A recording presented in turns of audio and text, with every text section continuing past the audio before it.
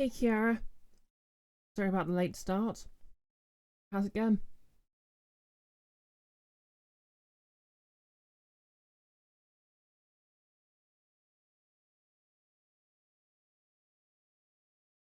Okay, advert playing.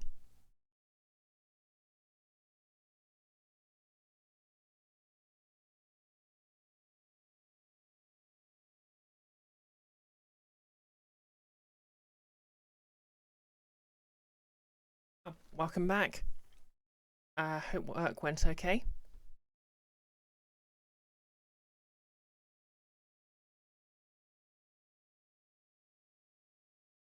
Sorry I started late. I was just restyling my wig and I got a bit carried away.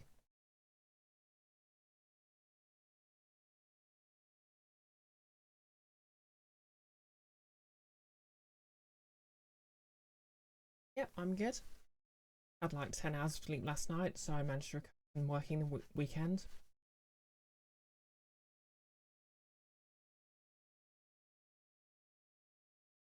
Just about anyway.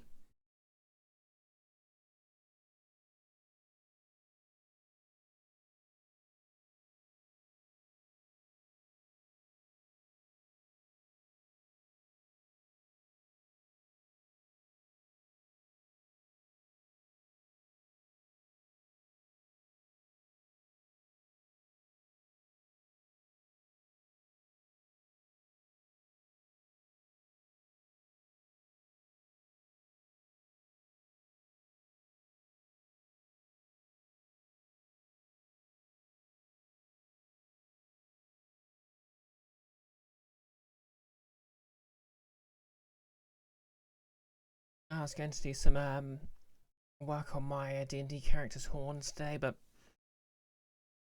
I didn't really want to sort of get any sort of foam particles around because it's never a good combination when I'm putting on contact lenses, so saving that for this evening and tomorrow morning.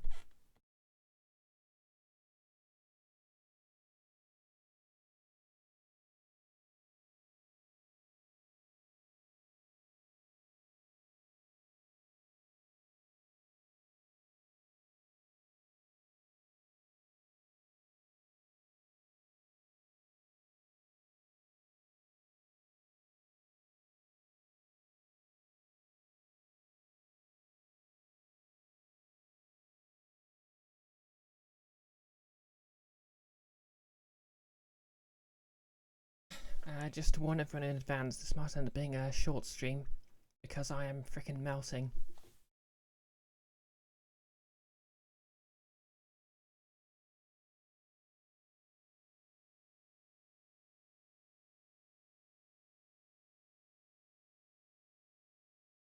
Oh yeah, do you want to shout out by the way, Kiara?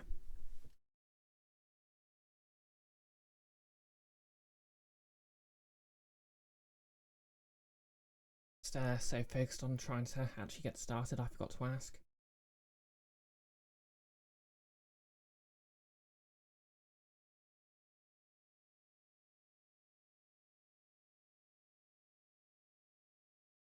There we go. Everyone give Kiara a string to follow because she does a very chill hangout stream every morning and it's well worth dropping by.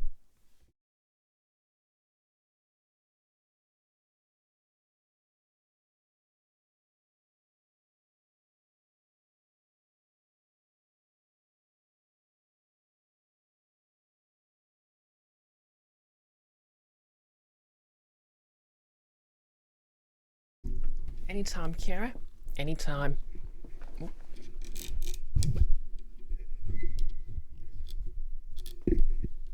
Okay, microphone in place. Webcam working. How's it going? Yeah. I actually tested my horns out on Friday. I haven't put the magnets in yet, so they're falling off quite a bit. I've basically got a simple harness here. Well, I say harness, and that just goes over the front of my head. Can't really put it in place. Yeah, because I'm already wearing horns. And it's just held in place with the same band. Magnets for this one are attached to. well, not exactly the same band, but the same sort of type of band. And then the horns can just plug on under the wig.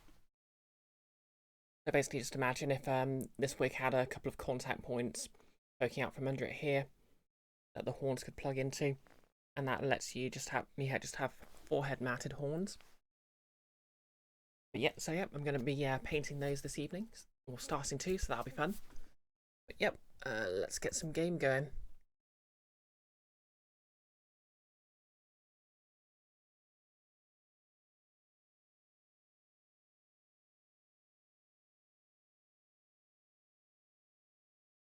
Just gonna have to fix the capture for Pathfinder Kingmaker.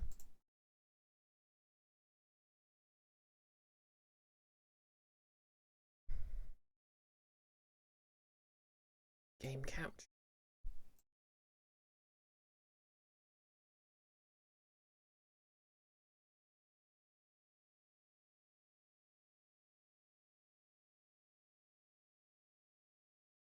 There we go. You should be able to see all that.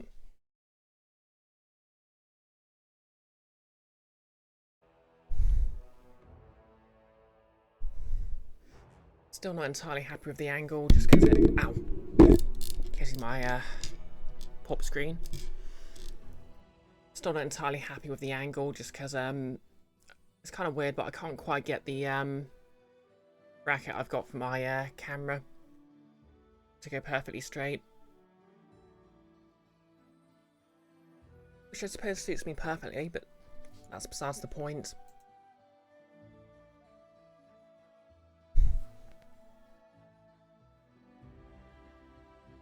A problem I've been having with my wig a bit as well is, for whatever reason, I can't get it to lie flat properly.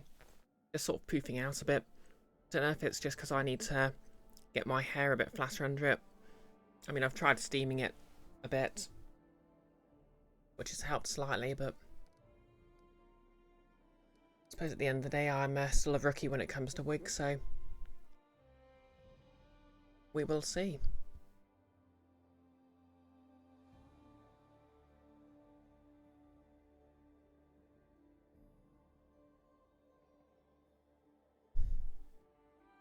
How's everyone's day going anyway?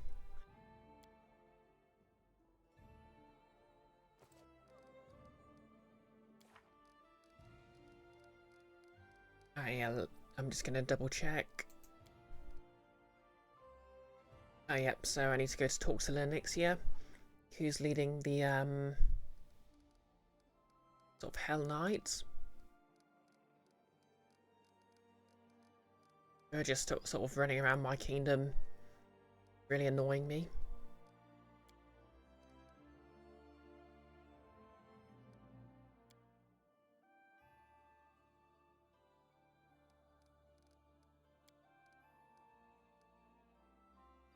Okay, need to wait on that quest.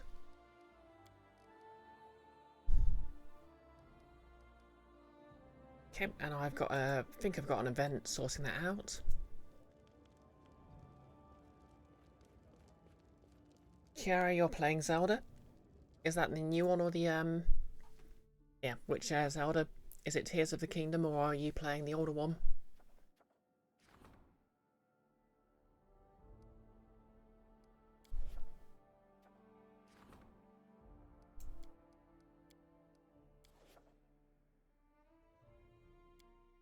Breath of the Wild.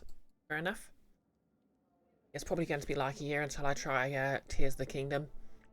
Just because I've got a bunch of other things I want to play first. I mean, like, if it was Metroid, obviously I'd just drop whatever I was doing and just Metroid it away, but...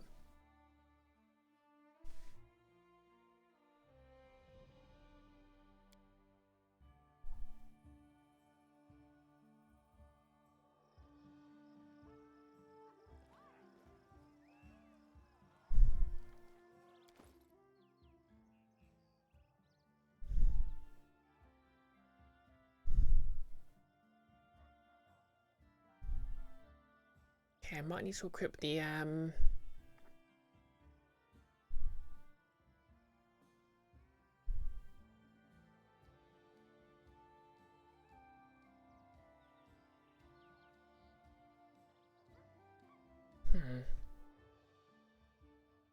Invisible thief ability. Do I have that?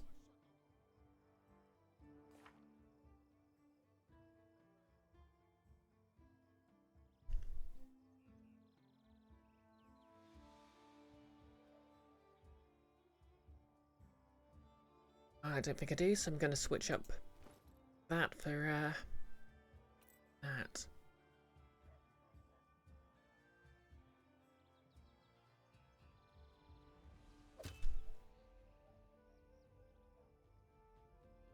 Hey Pink Fawn, how's it going?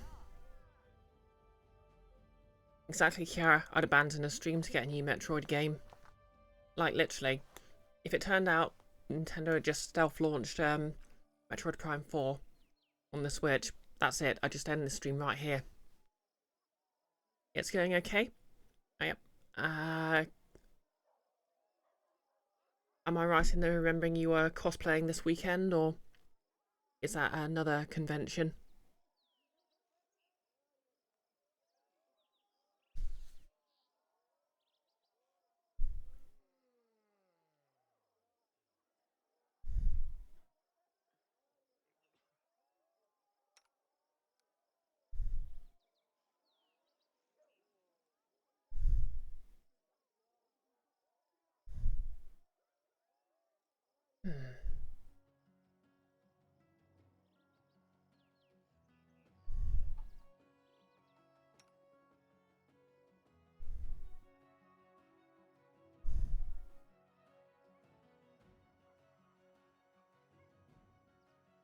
Oh, you just got back from MCM today. How was it? I think I was watching a Dicebreaker video this morning for a panel from MCM.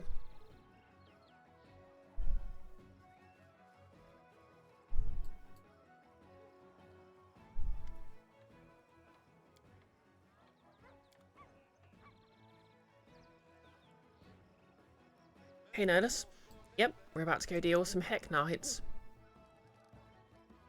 Heckin' Knights.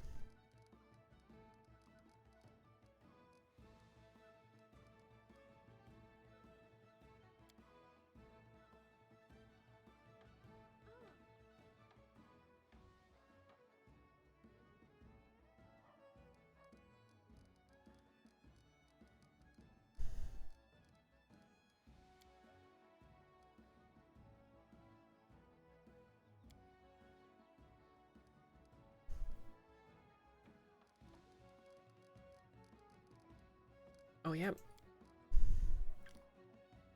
The Elf Kimo Tavern has asked for a rare flower of unmatched beauty that his hunter friend told him about. It grows somewhere deep in the heart of the Nile Marches. Okay, I'll have to keep an eye out for that.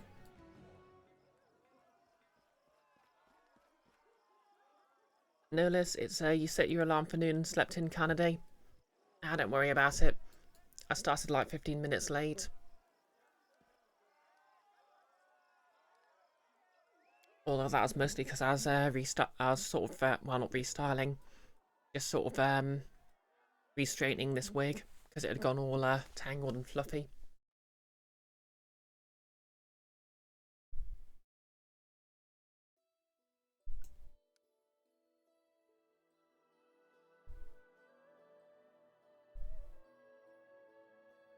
Okay.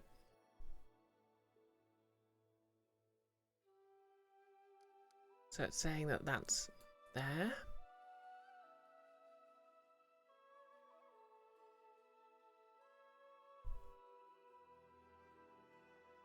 Should really go claim this sapphire field.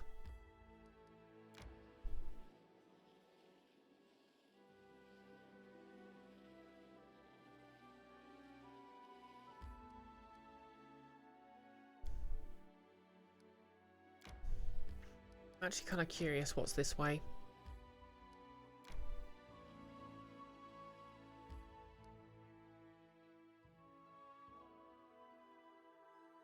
I'll see you in a bit, Nerlis.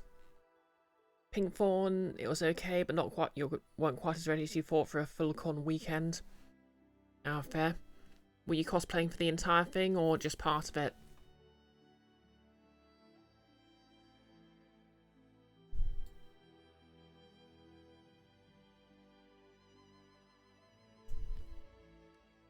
Oh, that gives me a direct line. Okay, I suppose another thing that's sort of worrying me down a little is I've got a slight burn on. Yeah, hopefully you can't see it, but I've got a slight burn on my upper lip here because yesterday I tried to make a quick meal. And it basically sort of burnt my mouth.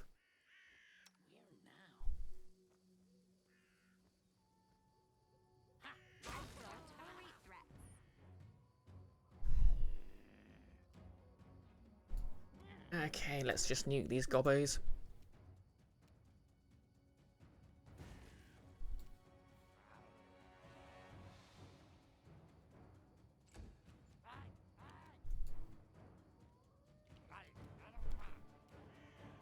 Reluctantly, of course. Pink Fawn, for both the days you ended up doing, you spent yesterday in your hotel room dealing with the burnout. Yeah. I mean, I'm not really a convention kind of person, so I can completely understand that. Like, I'd almost certainly burn out if I went to a convention.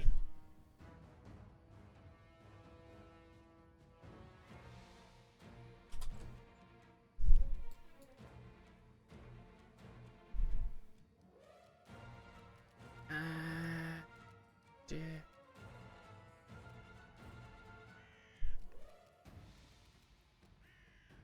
So many spells, no reason to use them yet.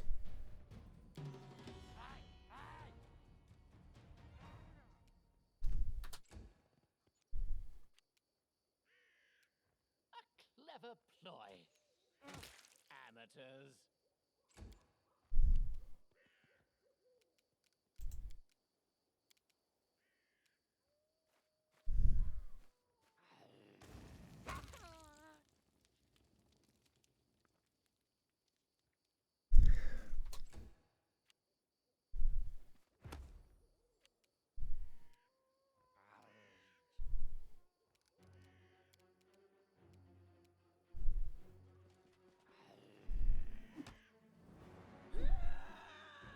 Wow.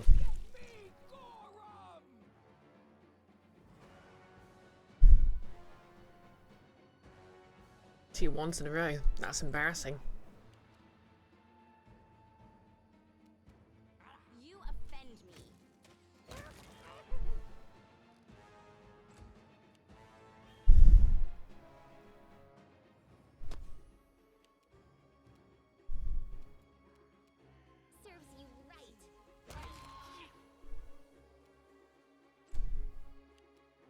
Okay, knock knock.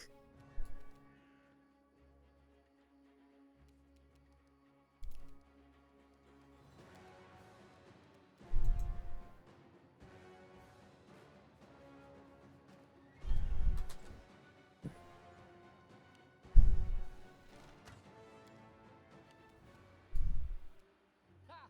Primitives.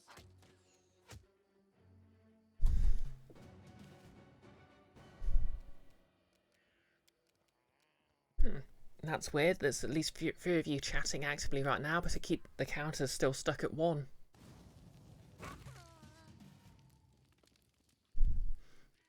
Okay.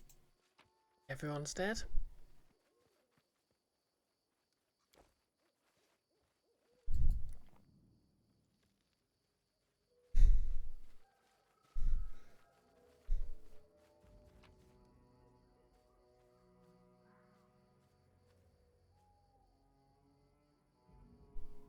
Nothing good. 67 out of 100. Yeah, survivor achievement. Jubilos, talk to me. What's the secret of the incredible success of your books? Ha! You wish to know about sleepless nights, failed experiments, and painstaking work? Well, nothing is preventing you from buying The Secrets of Writing by Jubilos Northrobble.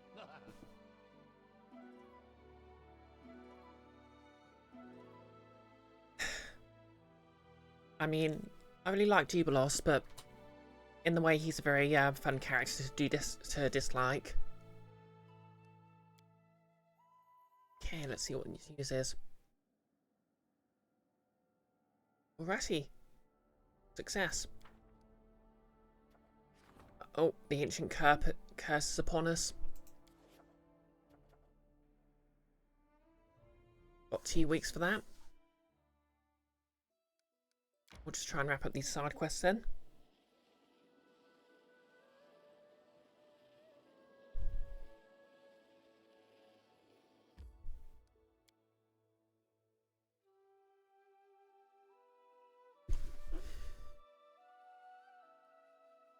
I love how Harem's basically a priest of you know, those guys who have the signs.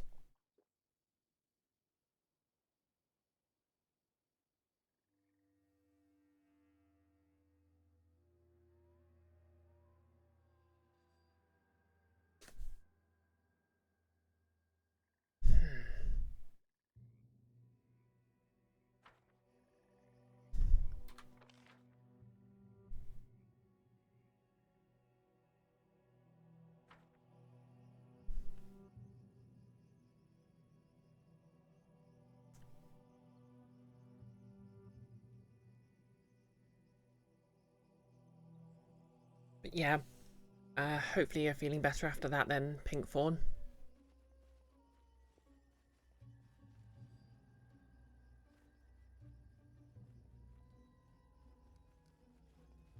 I'll share my path. I have a distinct feeling that there's not actually anything here.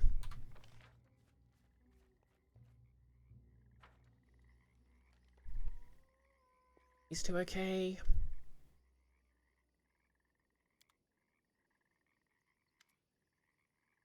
Yep, nothing but the chaotic evil murder everyone option.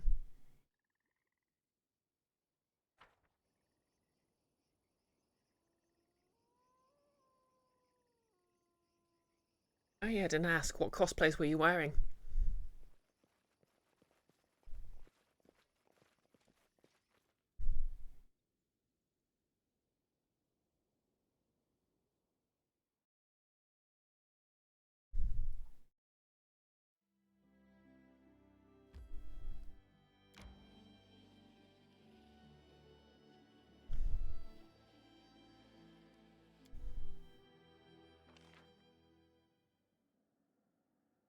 Hmm? Lindsay wants to talk. Great. Okay, we'll travel here and then go back to the throne room to sort that out.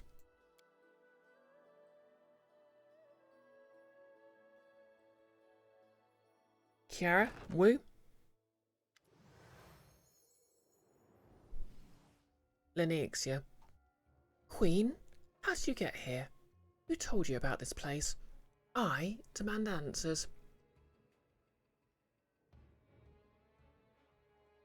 I like that her eye is highlighted just so you can check who she is. Why does she talk like that to you? She important than you? Not looks back and forth between you and Ixia, as though comparing. Lindsay self-righteously turns away from Lindsay. Oh, book burner. Do we really need to talk to this person? The kindest words I could give a member of the Order of the Rack would be an epitaph. Tell me more about the investigation. Lindsay shrugs. We've interrogated the capital's population, but no one proved to have any solid clues. Now we move our investigation to neighbouring villages. I'll find Darvin, whatever it takes. Today, tomorrow, in a week or in a year, you won't escape me. But you never answered my question. How did you get here? Chaotic neutral. I stumbled across this place by pure chance. Useful. I'm not so easy to deceive, Queen. Lindsay glares at you with narrowed eyes. I don't believe you. I strongly recommend you tell me the truth. Okay, you got me. Darvin told me where to look for you.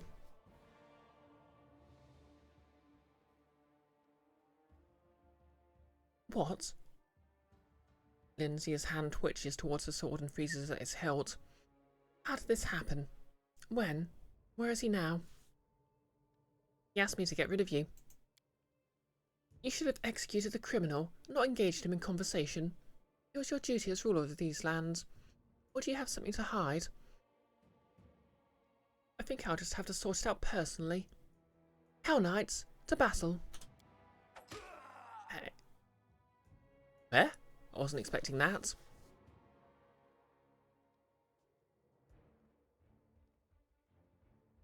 Are we sure Darvin's the good guy? Because he did just kind of stab her from nowhere.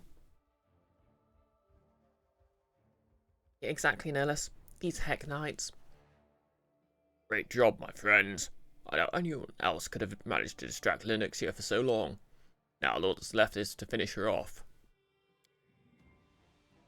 Treason. To battle, Hell Knights. Keep Darvin alive, but kill all the rest. Okay, I'm not a fan of that.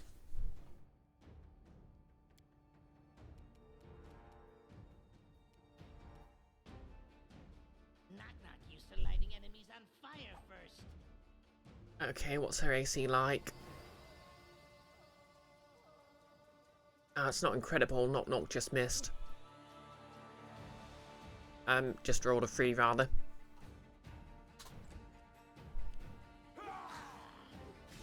Oh jeez. Your time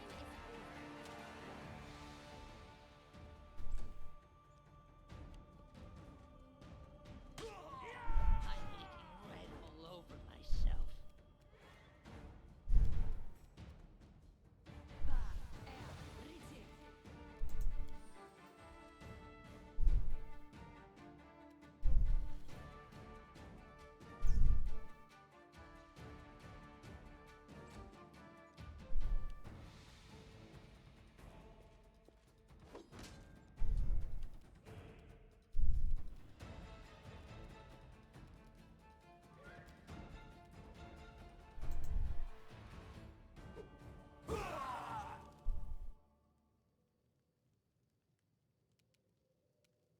Oh, I forgot to switch fast bombs on. Oh well.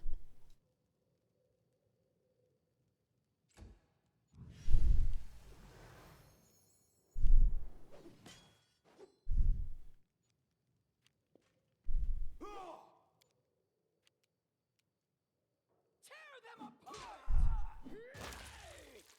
Splat. They go down!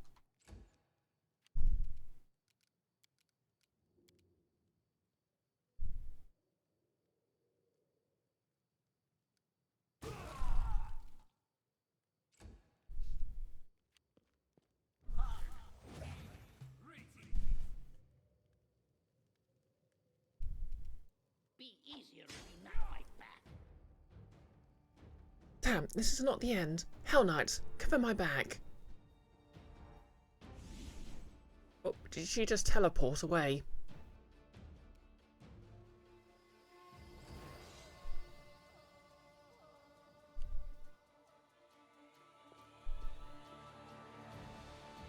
Because that's cheating.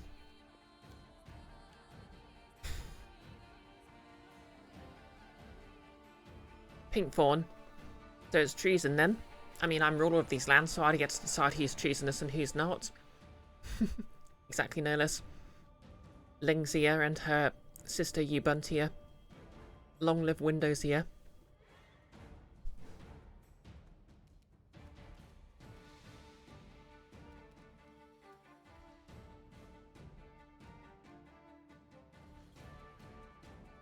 Anyways, I think it's time for the big guns.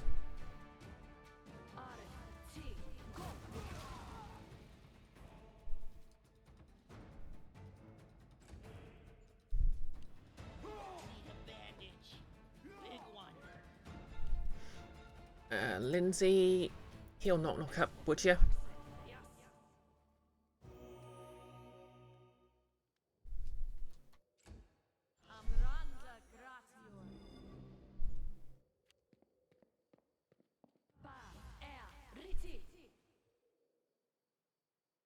Okay, everyone passed the will save for slow.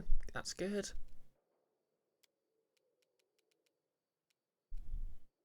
Now we're just going to nuke the heck out of these knights.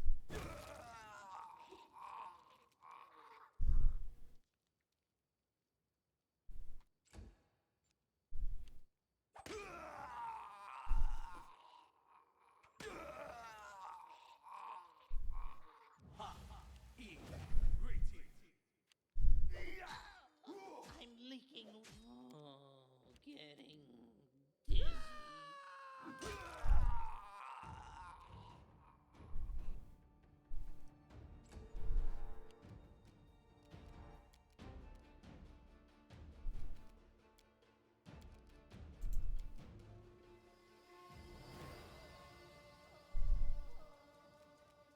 Okay, I think I'm just going to maximize this one.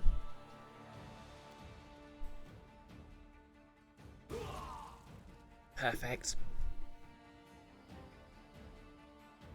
Oh yeah, how's the Tiefling cosplay challenge going?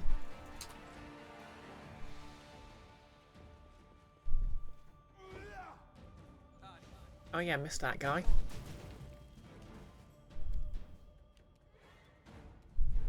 Away, you rascal!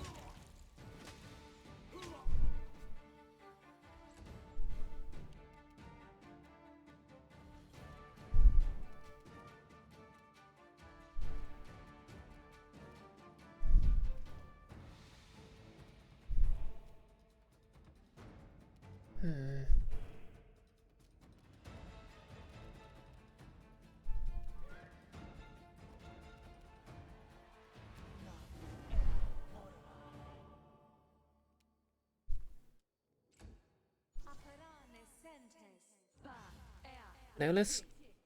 100% you say?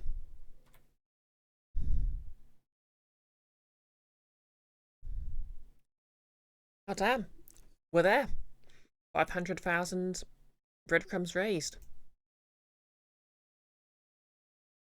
Oh, hey Willow, thanks for contributing those points.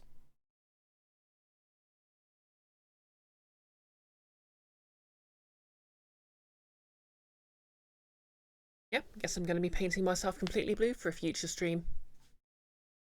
I'm going to be working on the ears as soon as I finish those horns, so... Oh, that's why you said woo, Kiara. I thought it was odd you were just saying it for no apparent reason. I don't get the alerts for community challenges on the app for some reason.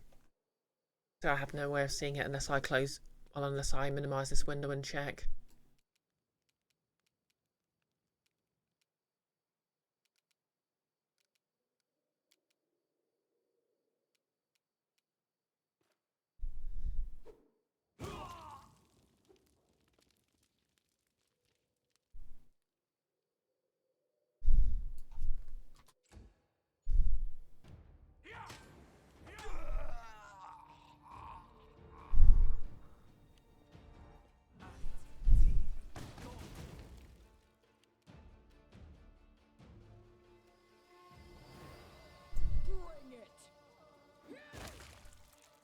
Splat. Pinkthorn, you did start trying to design that tiefling wizard character you talked about before. Or at least messed about in Hero 4 for a bit. Heck yeah, tiefling cosplay.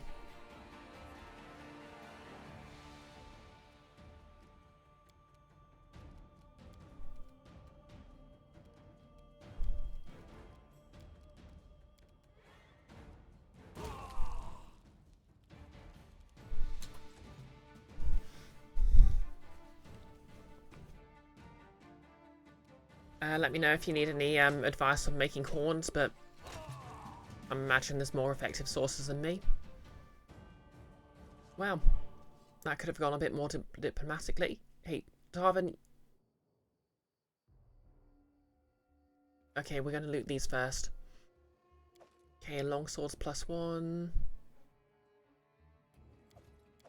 Potions.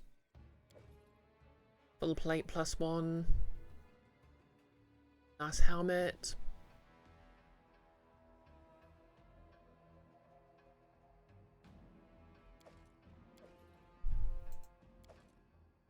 Yeah, I'm gonna keep the helmet just because probably worth something.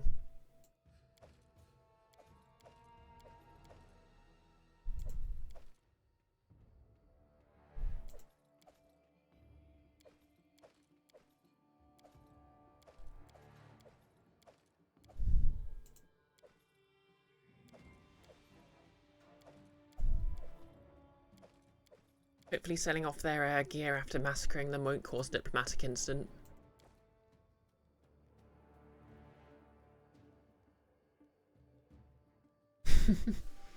Quote, Nolus quotes 282.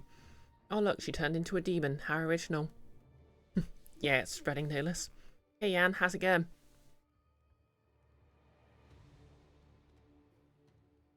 What troubles you?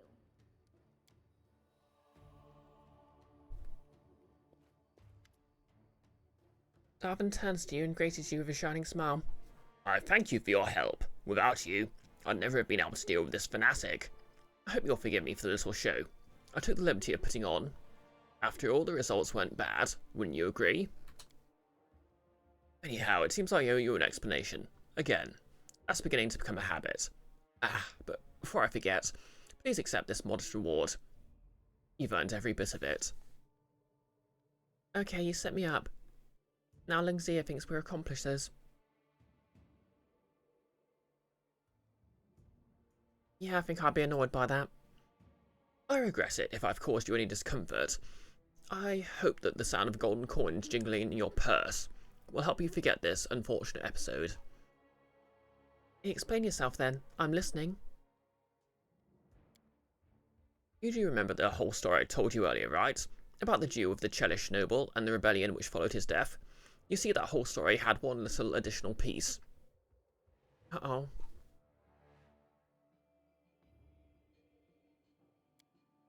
Well, not so little to be precise.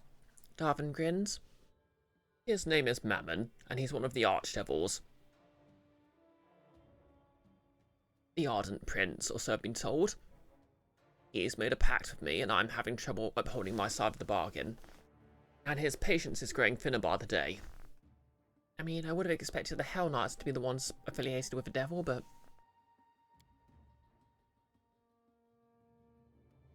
That Chelish noble had a pact with Mammon too, which I expect is commonplace for Chelish nobility, and the noble was in no hurry to fulfill his end of the deal either.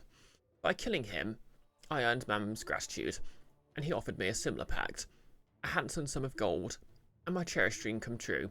That's what he promised, so how could I say no? Remind me, how do you make a pact with Mammon? You do remember the whole story. Okay, that just repeats that. What's the point of your pact with Mammon? I'm to become a king. No more, no less. Darvin grins, but this time his grin is joyless. The subjects of my kingdom are supposed to worship Mammon as their official deity, and pay taxes to his temples. It's not so difficult a task, I suppose. Especially if you have enough money. The only problem is Lingzia. The moment I lay my kingdom's first cornerstone, I'll become an easy target. She'll instantly find me, and probably introduce me to all her torture devices. However, I fear that soon I'll have to take the risk and establish my kingdom nevertheless. Mammon is growing restless, and in the end I'd rather risk facing Lingzia than to challenge him. Hey Teddy Claire? Hey beautiful, you mean beautiful, you mean gorgeous, you mean brilliant, you mean brioche? Ah, thanks. How you doing anyway?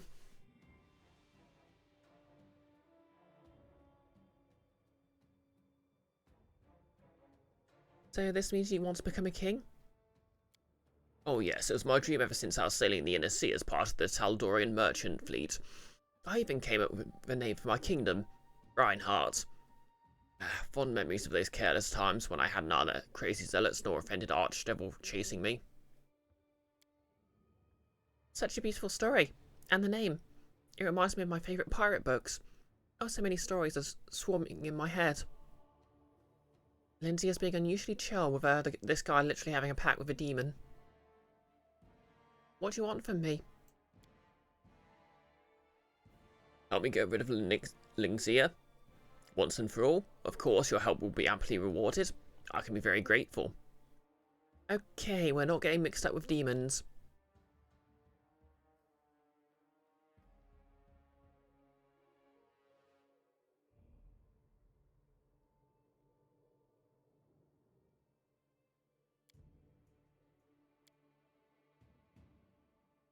Gibelos, considering the questionable motives of Honourable Davin here, I would typically advise you to decline. But then again, considering the personality of his adversary, I would recommend that you agree. No organisation in the world does more harm than the Order of the Rack. I'm not even saying this just because they've targeted my treatises for years. Okay, what amount of gratitude can I expect? My finances are growing thin. I'm afraid I can't afford to offer you more than 10,000 gold coins. Darvin's smile looks guilty. But in addition, I offer good neighbourly relations and common trade routes established between our two countries.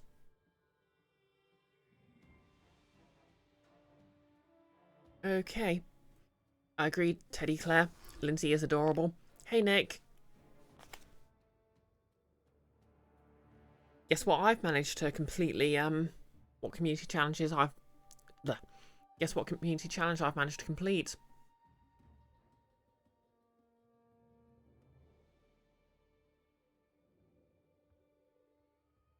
Nullis, is Kingmaker secretly setting up the setting for the next Guild of Icons season? I feel like we keep tripping over warlocks. I mean, to be fair, I don't think he's a warlock per se. Well, he's definitely not a warlock in the D&D sense. Because you don't really have that sort of pact. Actually, I'm not sure. I think you do, but I'd have to double check.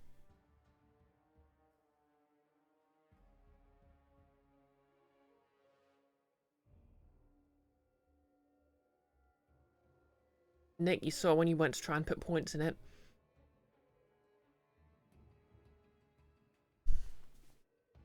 Yeah, I think it's kind of interesting, because I think Nick's idea is basically that everyone in the party has a few levels in Warlock because they made some sort of deal. But then again, I think he's not sure what system he wants to use for it now. I mean, you're literally in chat, Nick, so you can probably clarify either way. Okay, so do I want to help him? Because those knights are clearly jerks, but...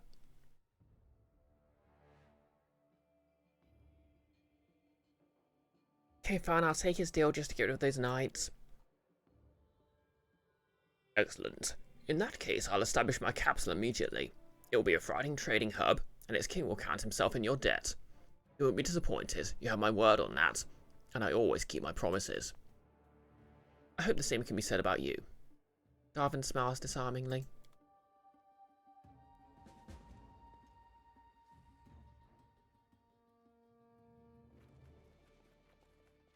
Well, let's get out of here and see what Lindsay wants.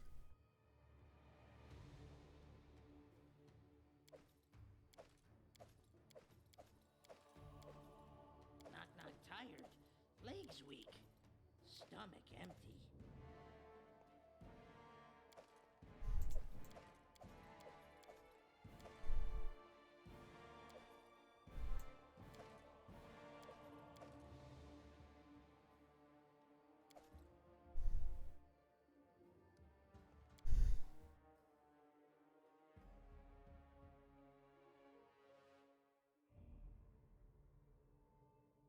Nick, 13th Age has a separate system.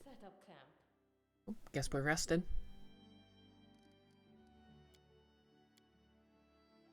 13th Age has a separate system that might work. Vomit with them all the time. Drink less, then vomit less. I will consider your advice, Knock Knock. Maybe it will come in useful as an example of primitive thinking in my future ethnographic guide.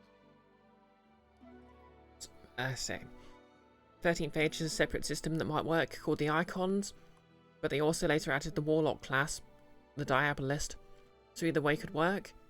You're also not sure it will be the 13th Age until you've at least a game or two in it to see how it goes. Fair enough.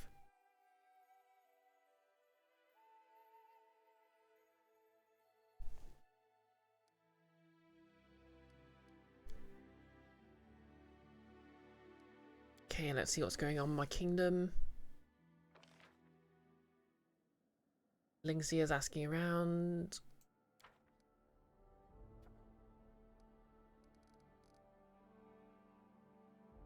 Okay, let's get back to the capsule and what's going on.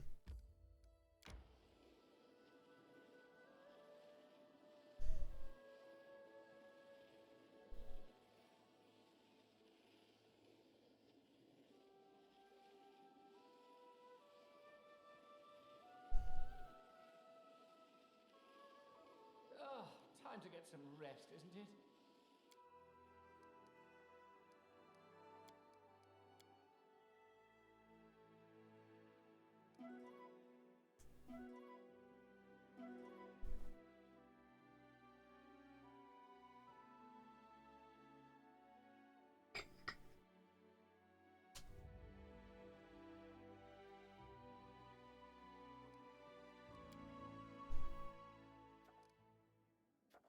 Ooh, new event, the circus.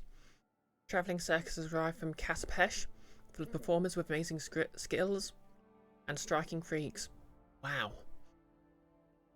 They've been everywhere during their travels and they have much further yet to go.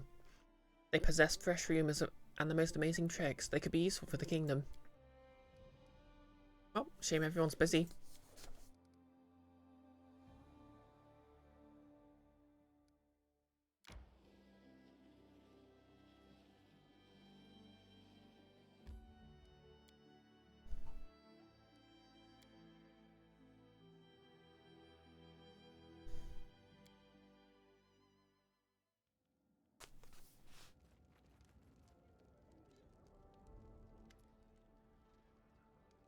Okay, bad news. We've heard that visitors lately have been spreading unfavourable rumours about your kingdom. It's as if Barony McBaron faces a stronghold of barbarism and feeble-mindedness, where people of art are rare and endangered.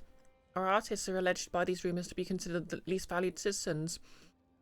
Such rumours can't but affect our reputation. I'm afraid you'll have to entrust one of your advisors with this matter. An antique vendor told me that the Order of Prisms has been spreading nasty rumours. They're one of the branches of Sheldon's church. Lindsay scratched her chin thoughtfully. Here's what I've been thinking. A couple of weeks ago I saw Valerie tear up some letter. She was terribly angry, just like it was back when her memento came for her. Anyway, I didn't ask her about it. That'll be more trouble than it's worth. But you'll probably be able to find out what happened, and if this has any connection to Shellin. Okay, I'll have to talk to Valerie about that then.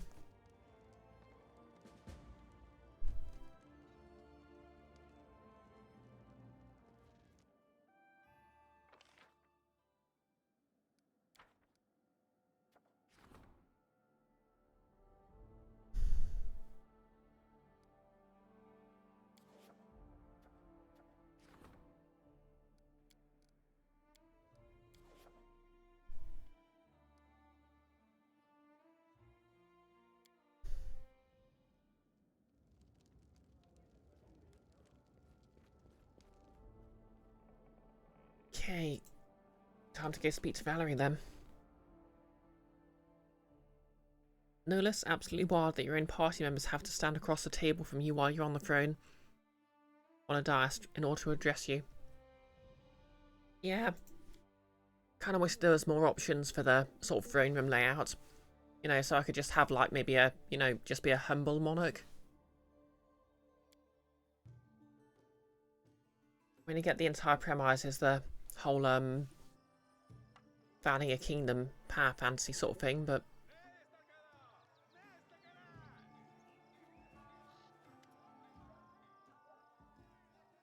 I hear you received an unpleasant letter lately. Let me guess. From Lindsay, right? She keeps poking her nose into other people's business. Valerie lowers her head sadly. Forgive me, Brioche. I was hoping I'd managed this without your help this time, which is why I didn't tell you. A while ago, I received a letter from a new temple of Shellin on the outskirts of Pictax, from a paladin of the Order of Prisms. This time, they're not demanding that I return to the Order. Instead, they want me to go there and submit to a great divine trial and answer for all my transgressions in front of Shellin's worthy servants. Valerie scoffs in indignation. Of course, I tore up the letter and tried to forget about it, but now they began to plot against the entire kingdom. I was hoping I could just ignore them this time too. But it seems I shall have to meet these stubborn fools face to face and explain to them what their tricks might lead to.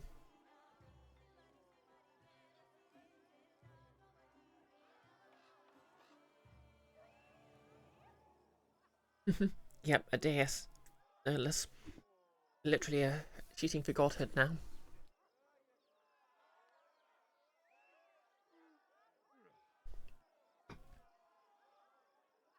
Why is it you never just talk to me? I have to pry everything out from you. Valerie blushes with shame. Please accept my humble apologies, Brioche. Every time I encounter a problem, I think it's in my power to handle it on my own, and I cannot help keep distracting you from running your kingdom.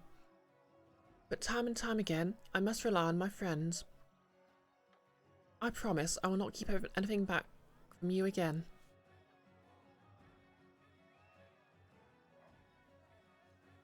No less. Deus ex spinny human. Exactly. Let's get there together and get to the bottom of this.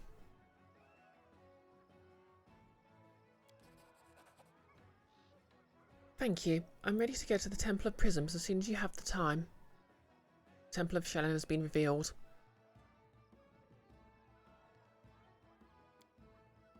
As you wish.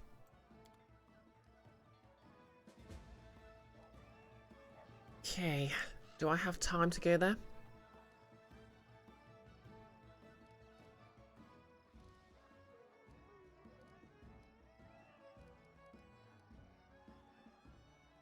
I suspect I'll probably need to get ready for the Battle of the Hill.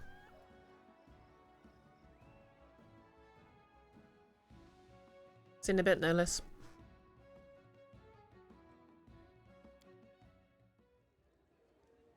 Still love that this giant owlbear got turned into a rug.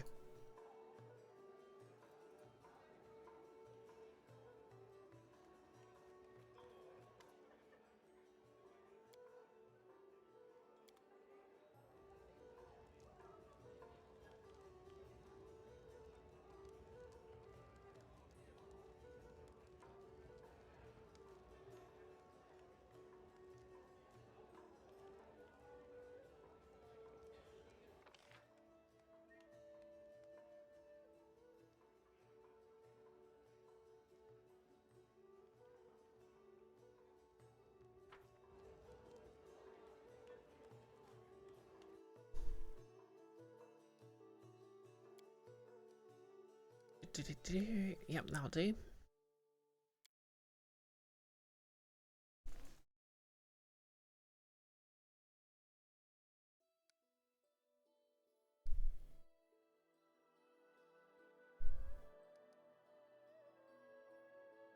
Okay.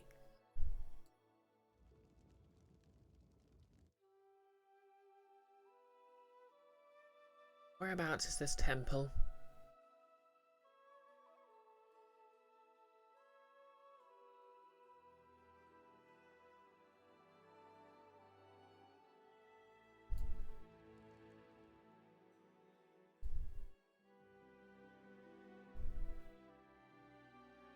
Okay, it's over here.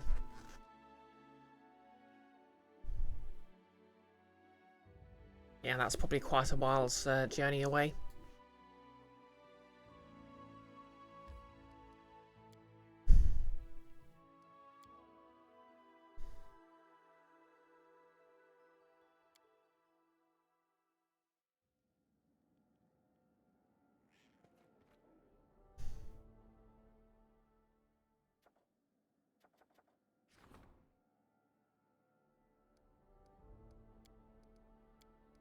Still, I don't think I have a choice in the matter, so I imagine that's got some sort of penalty.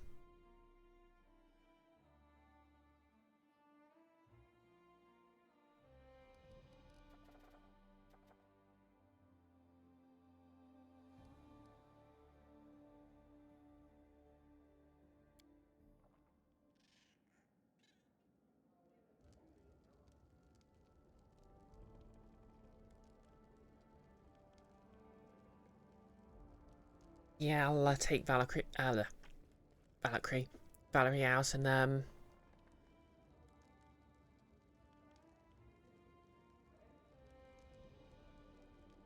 oh yeah, I'll get rid of this lot first. Yeah, that reminds me. How's Valerie's equipment looking?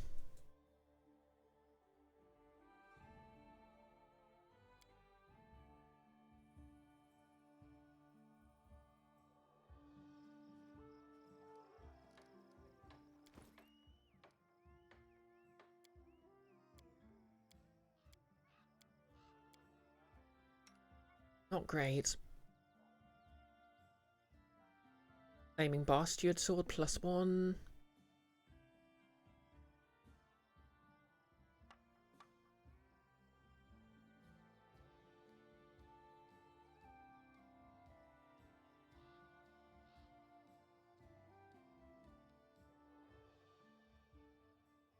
Okay, mostly just long swords there.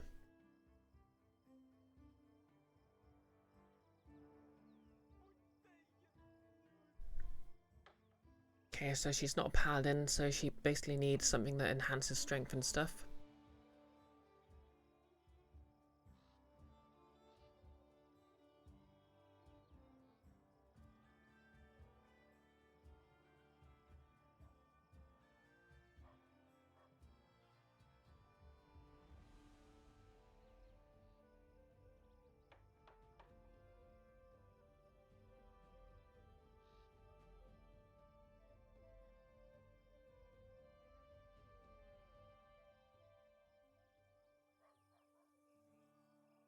Okay, she's wearing adamantine full plate. Can't remember if I picked up anything better.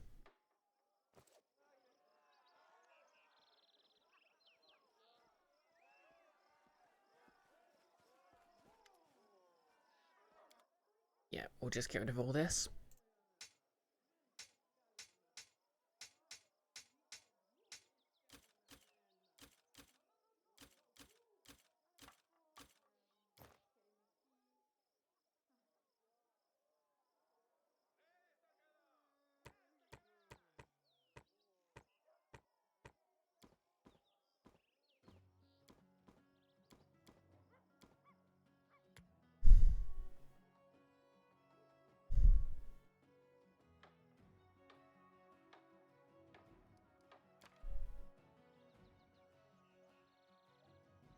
I'm carrying so many vegetables.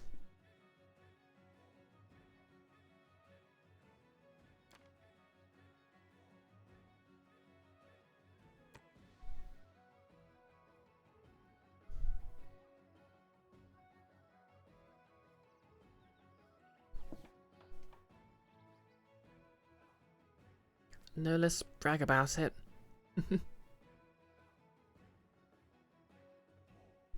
Wait, brag about what?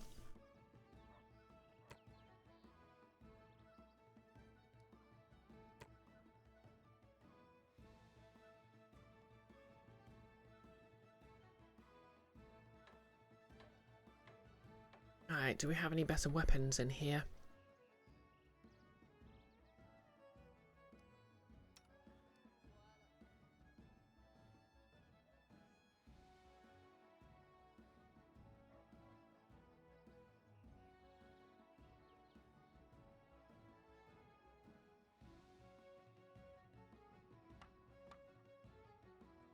Hmm.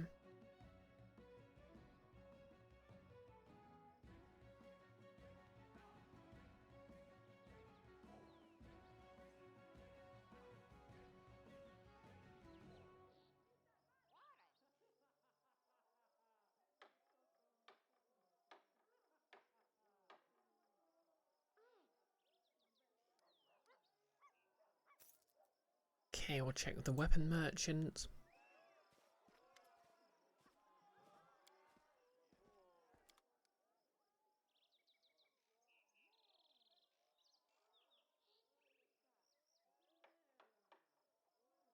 Nope.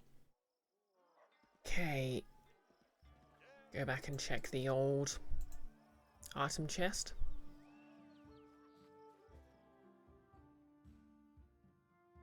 No less about having a lot of vegetables.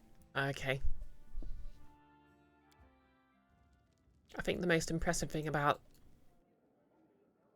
I think the most sort of immersion breaking thing in this is how nothing seems to spoil.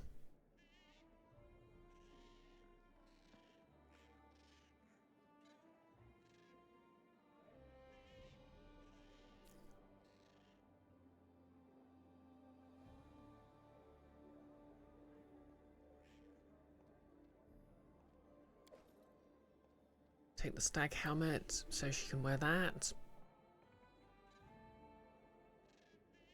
Blessed Path. Yeah, she can't equip that because she's not of good alignment.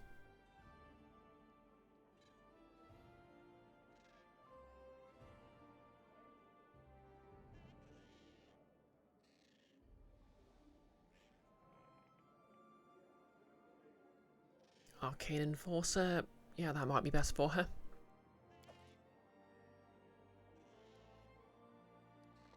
Although I'm not sure she can equip dueling swords.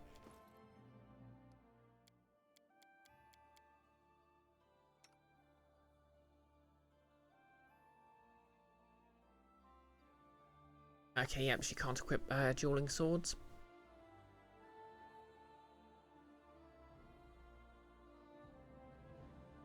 And in any case, the bastard sword is better anyway.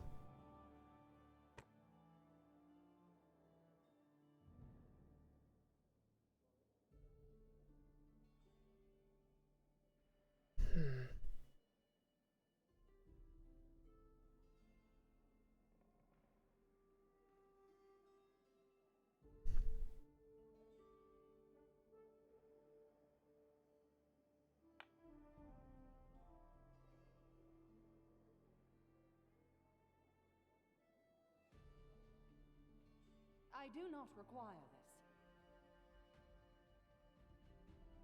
Oh, hey Drago, how's it going? Can we get a shout out for Drago? No less, and not that I just kind of have 2,000 carrots and 5,000 spell scrolls on my person. I mean, it's within the weight limit, isn't it? You're rather tired. Ah, sorry to hear that. Any particular reason, or is it just sort of generally tiring?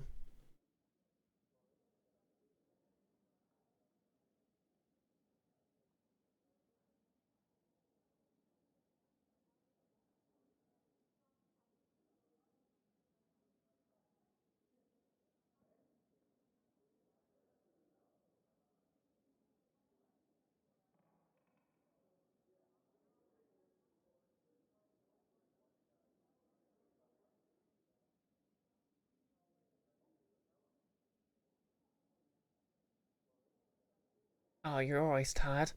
Fair enough. Yep, I also hope Nillis and Kiara are doing well.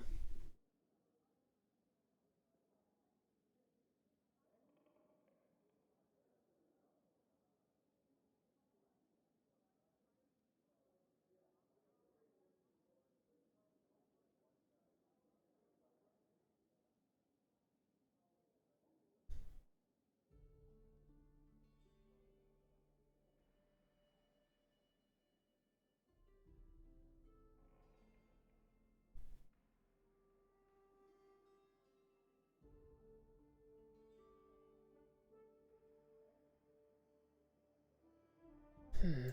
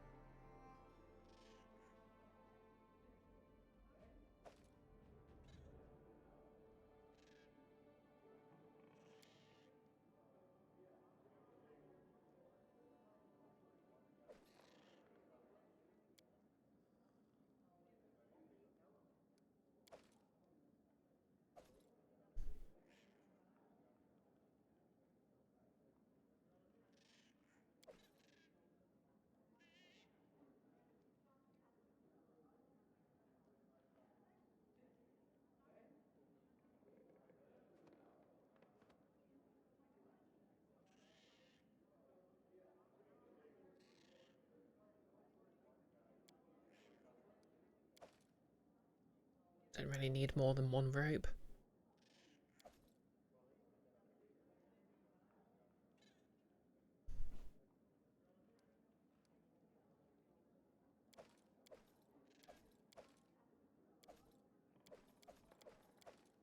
Get rid of all these keys and letters.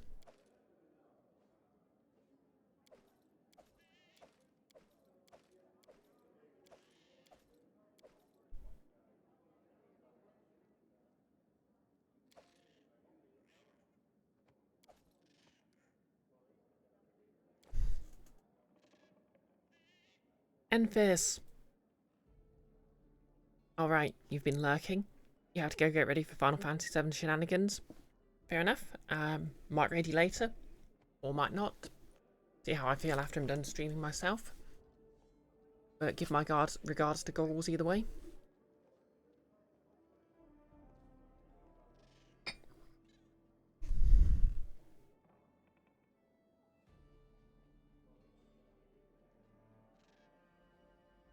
No less hot take. The Yiga clan from Zelda Breath of the Wild should stop cropping up underfoot after you kill their boss, not popping up more. I mean, would they really be any good if they weren't avenging their boss?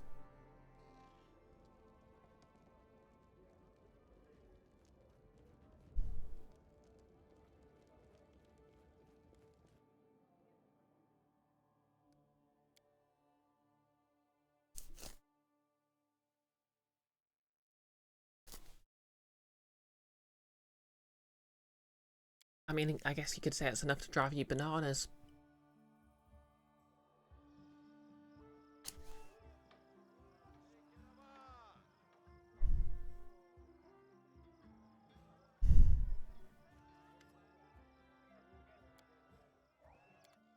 Okay, did I sell her anything I could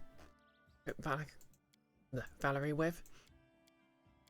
I have absolutely no idea why I keep wanting to call Valerie Valkyrie, but here we are.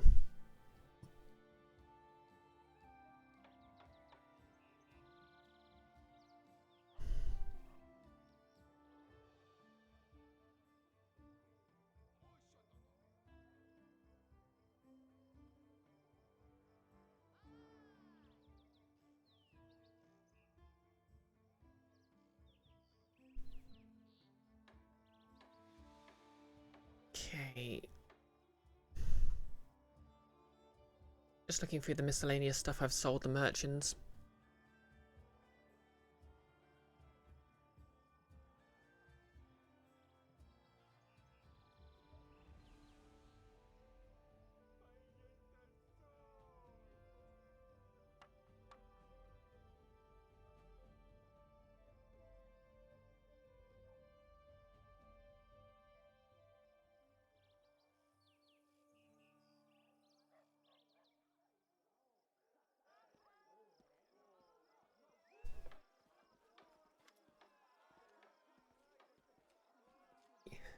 Problem no less. Hey Dennis, maybe their boss isn't really their boss, and they're a decentralized autonomous collective. It's true. Or you know, maybe they just have a chain of command, so they have like a backup boss. Who of course needs to sort of solidify their position by avenging their predecessor.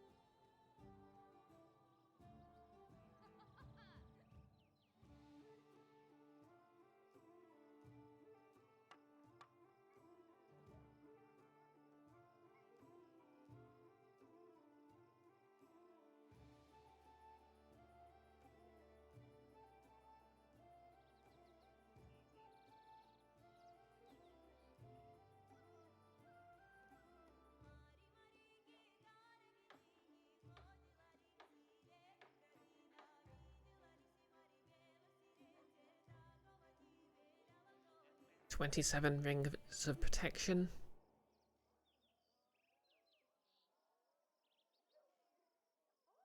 Ah, this is what we need. A belt of giant strength plus 6.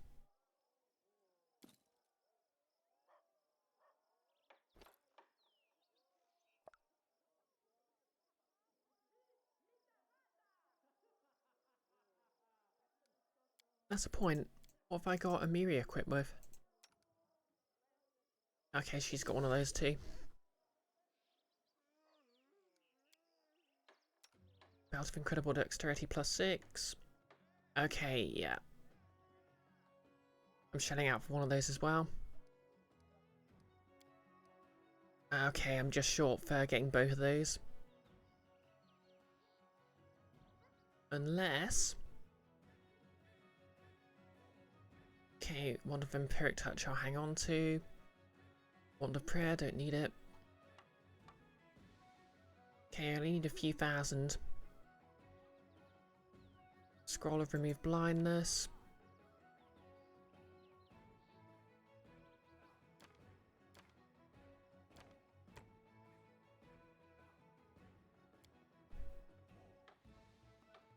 I've got a ton of that I don't really need.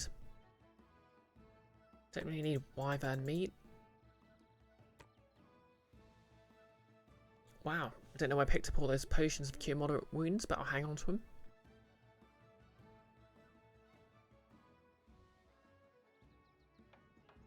Wand of Echolocation. Yeah, Blind Sight could come in handy, but... Yeah, Wand of Burning Hands, get rid of.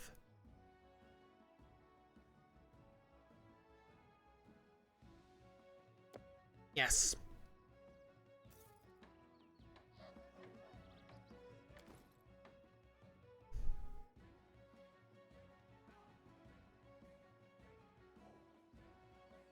Okay, I'll equip the Belt of Incredible Dexterity.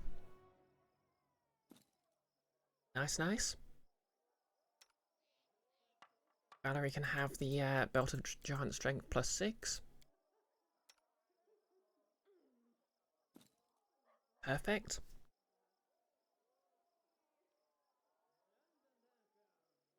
No less.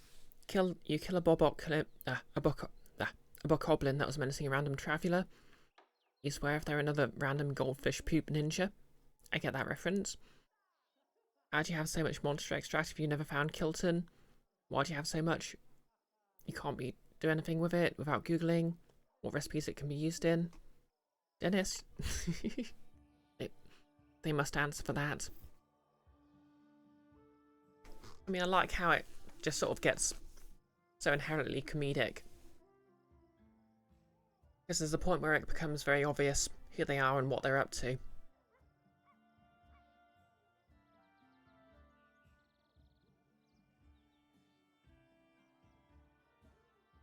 Anyways, I think that's enough buffing of Valkyrie. I mean Valerie. Why do I keep calling her Valkyrie? I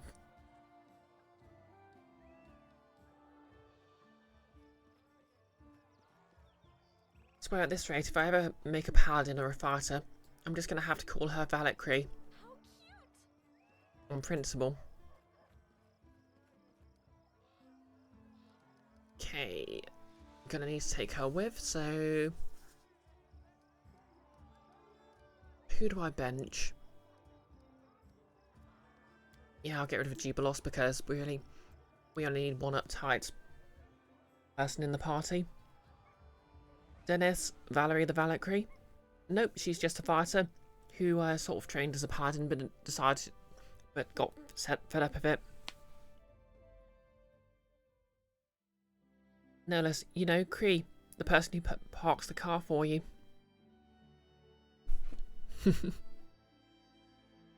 I get Valet Cree. Nick, Twitch outer telling you to start respecting women? Okay, I know the advert you mean. Clearly they disagree with your DMing style. Exactly. I mean, Brandon gets no respect.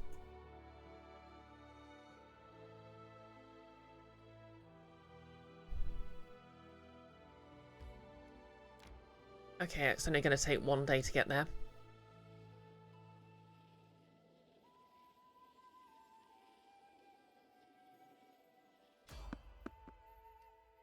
Random encounter.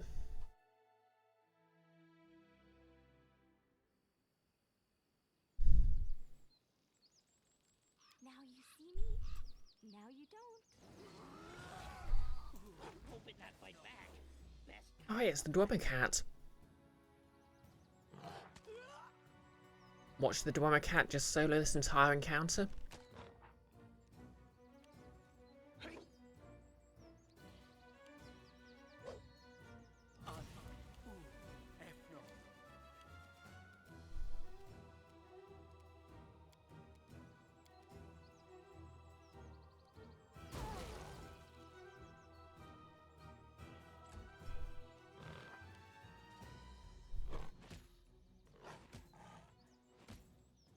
Dennis, you know, you're really on the fence on if women were really people, but that ad really made you think. I mean, obviously I'm not a person. I'm just a humanoid. I'm just a really high-res VTube.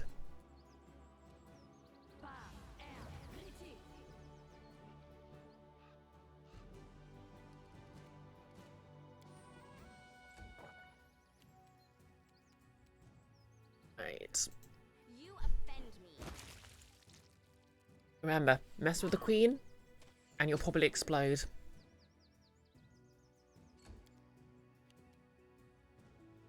Miri, I want you to do a full charge up here. Okay, now turn around, hit the other one. Good.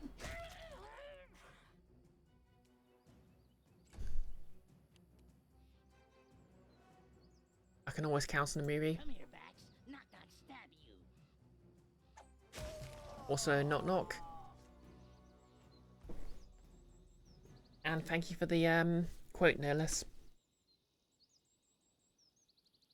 Teddy, almost a flesh tuber. Is that an actual term these tubers use? Because that is very cool if so.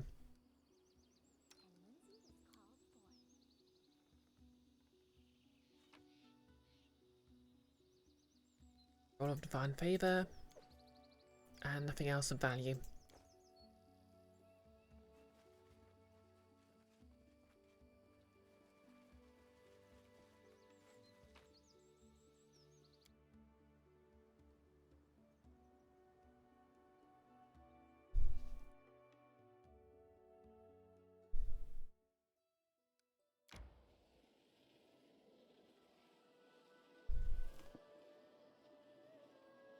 I decree we set up camp.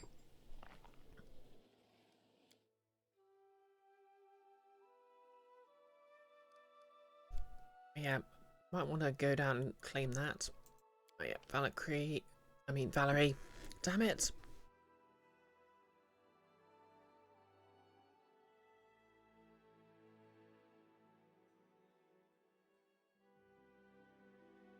Yeah, I might put... Okay, she's got plus 16 there, that'll do.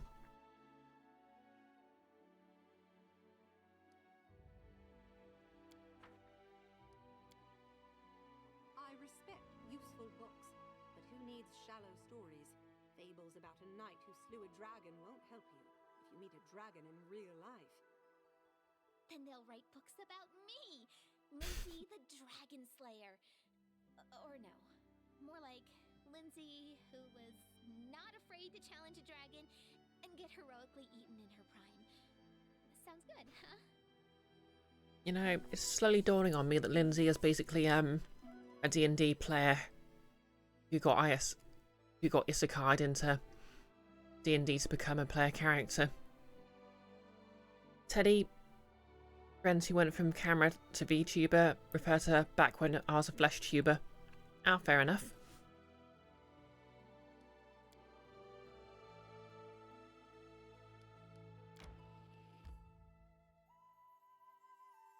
Yeah, do I want to move out of my way south to claim this mage tower?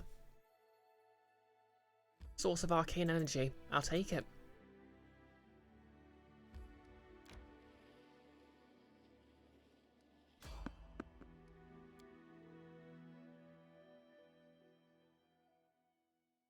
They choose to stand against me. What have we got? Rock elementals?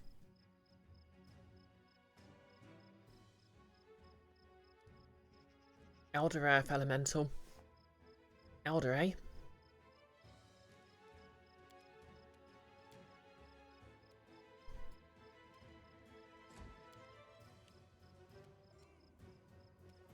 Your time is over.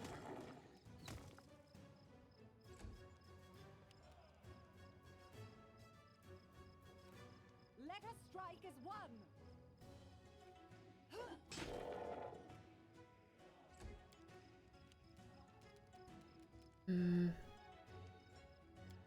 How are they with electricity? Let's find out.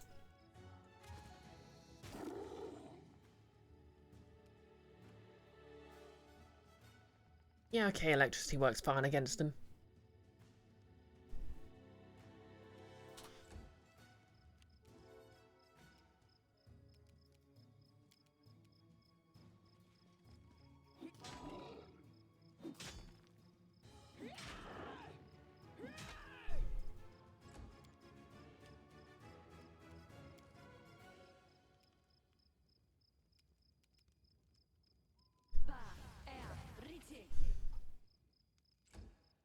Okay, let's see how my meat shields can... Okay, they're using Sunder Armor. Not ideal.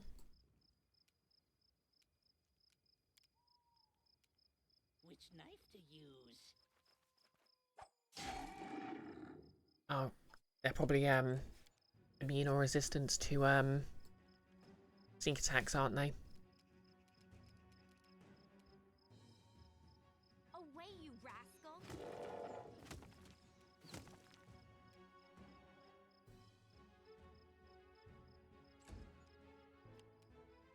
Do not falter!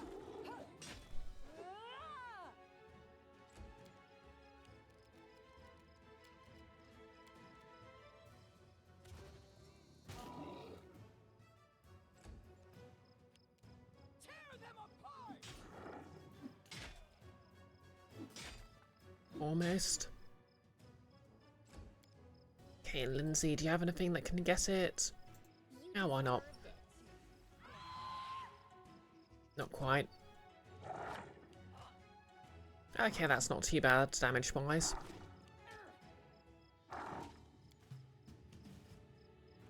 I mean, not for my meat shields anyway. Knock-knock used to lighting enemies on fire first.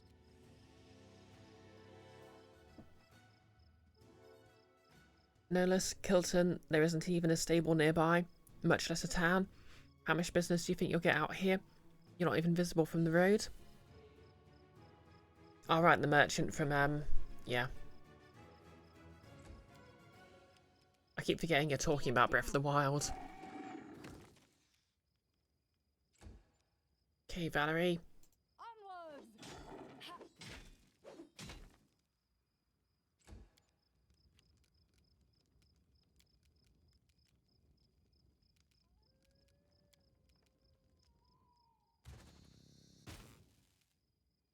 Zap.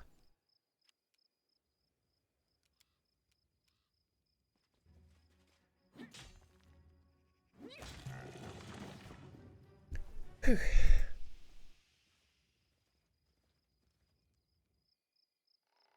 And they didn't even drop any loot.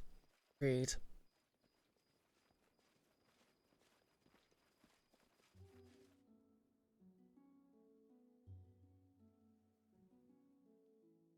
Nola's trying to surf away, suffering from a broken shield.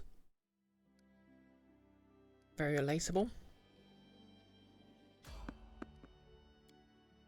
Okay, I'm running into a lot of enemies here. Maybe I should just... Fire elementals, really. Frick. Okay, they're any greater.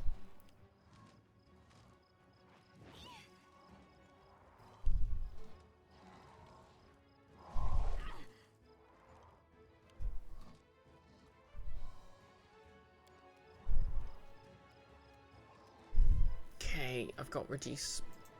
Resist energy, communal, resist fire. Okay. That should come in handy. Lindsay. Haste. I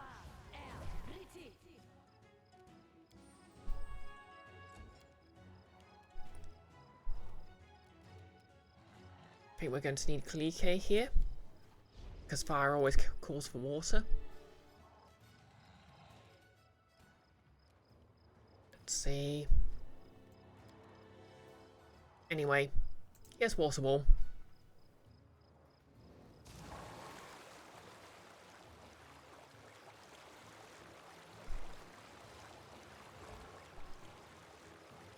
Be easier if you're not quite back.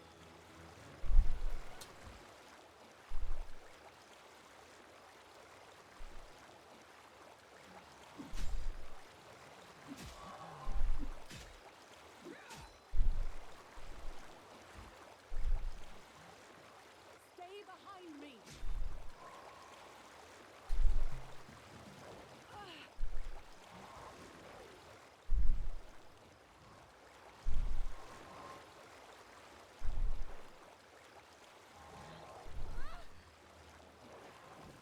Okay, that fire resistance is really doing its job.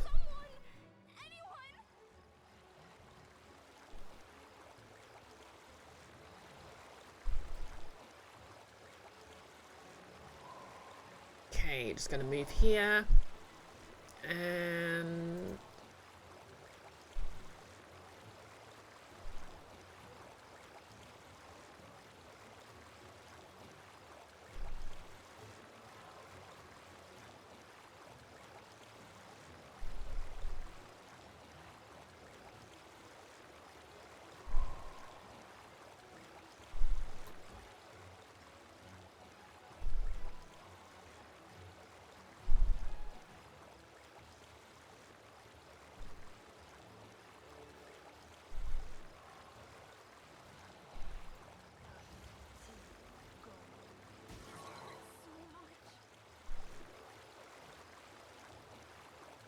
hey, slightly flighty.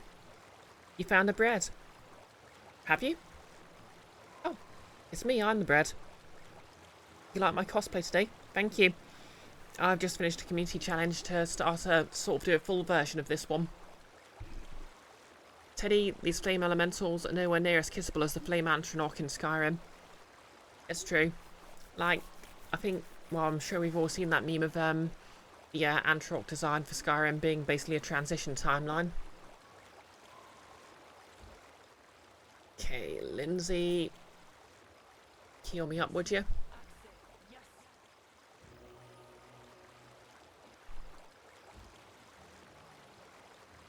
Come here, Bats. Not that badly.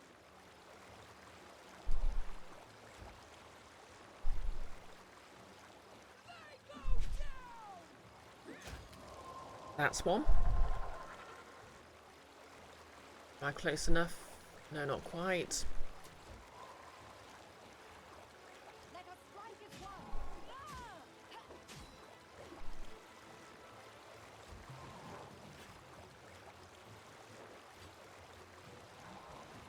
Slightly. That sounds adorable. You're going to look that up. Fair enough.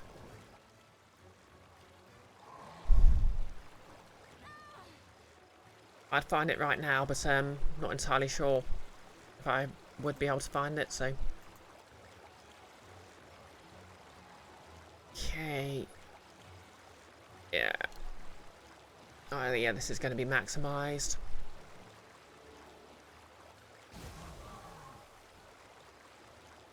Seriously?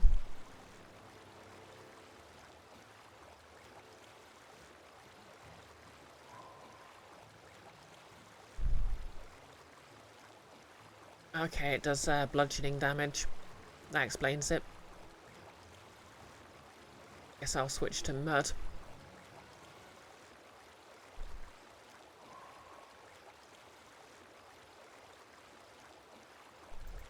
Earth Blast, that'll probably be the one to do.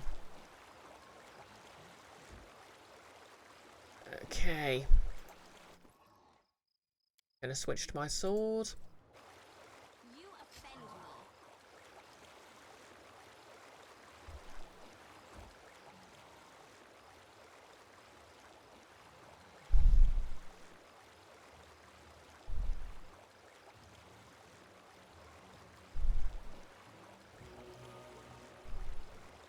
Oh, come on, it healed the fire elementals as well.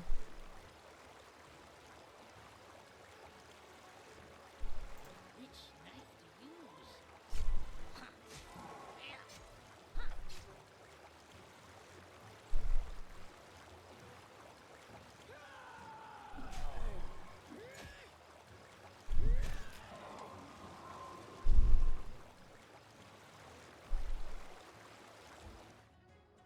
Okay.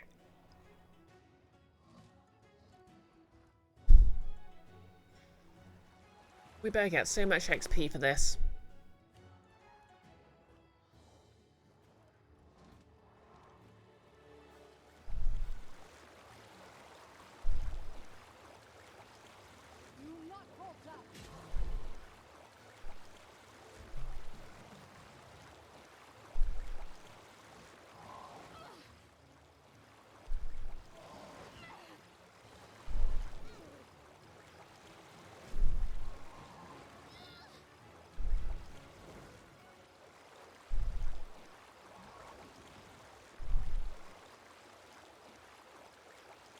Okay, Mud Blast.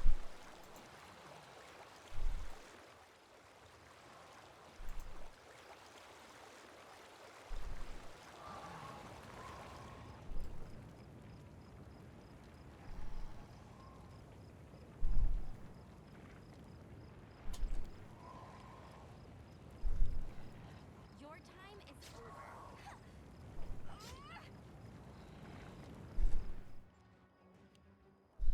So many fire elementals.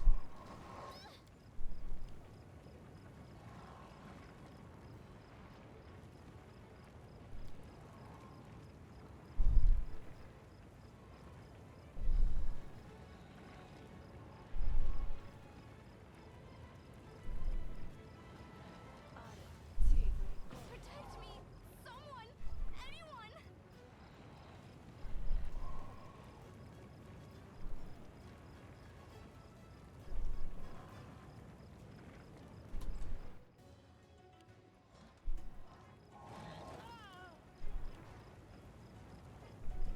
Knock-knock used to lighting enemies on fire first.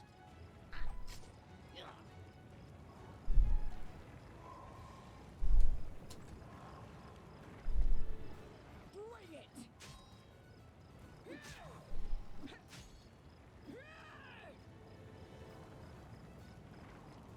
Flighty, you found it.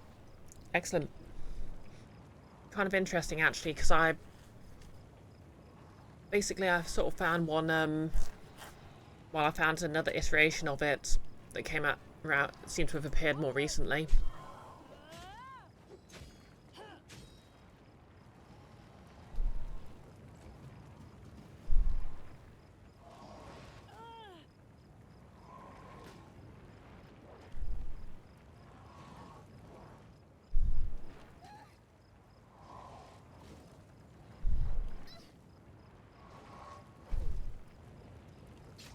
Protect me, please.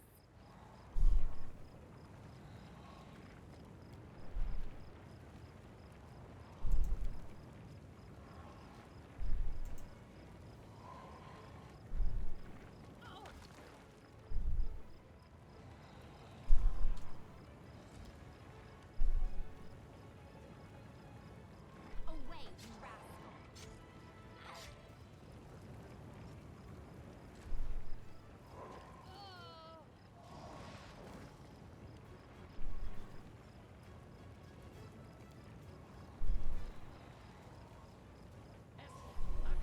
Yes.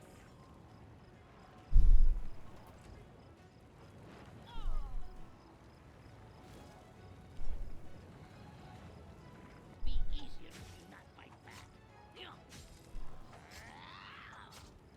Yeah, so close to finishing the job. Tear them apart!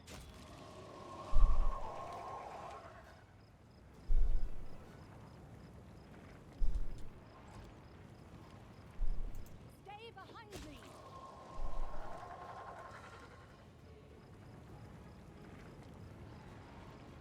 Okay.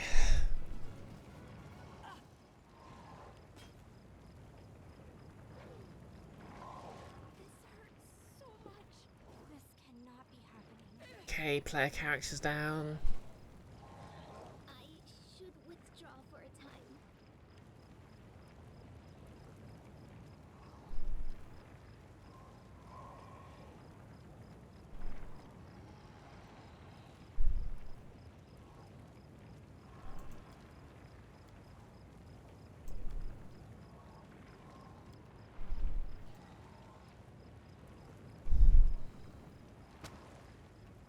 Seriously?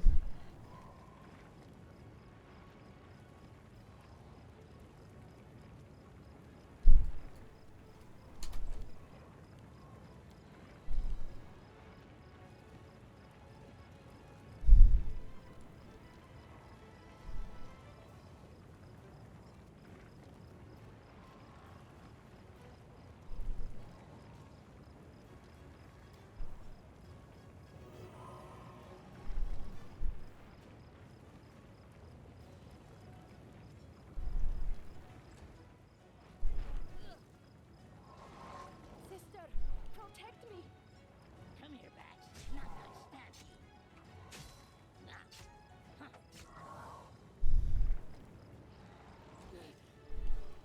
They go down!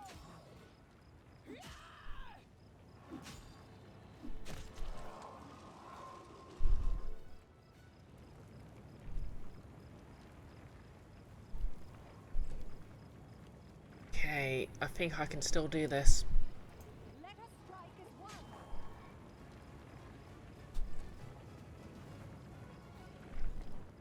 Protect me, please! What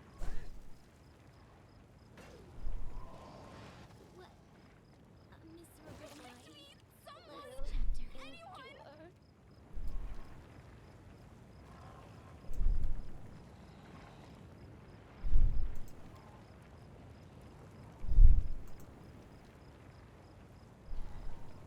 Sister, protect me!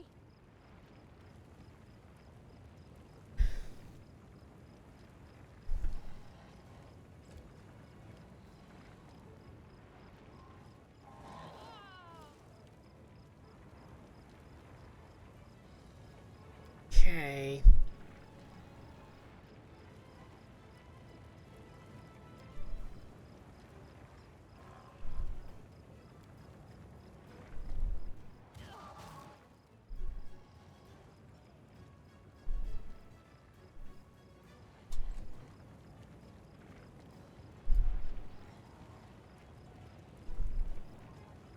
Which knife to use?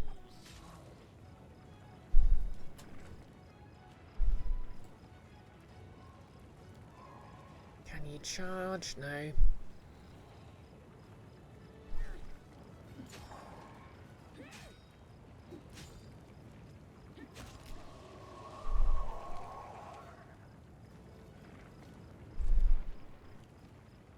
Do not falter! Okay, I think I can still just about scrape through this.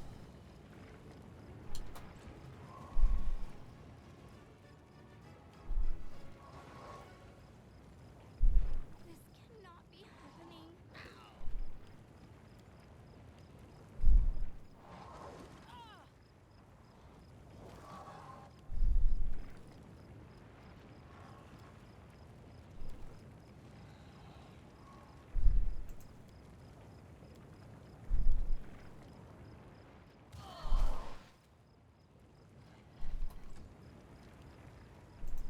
Not used to lighting enemies on fire first. Yeah.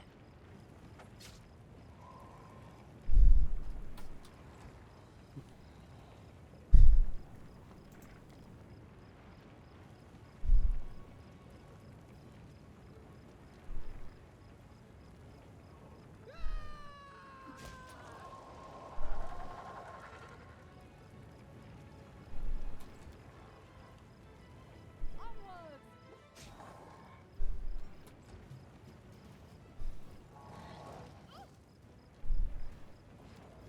Okay, now there's no longer like 15 of them. The damage every round isn't so bad. Especially since I've got a good chunk of tieflings on in my party. Dying is unpleasant. Be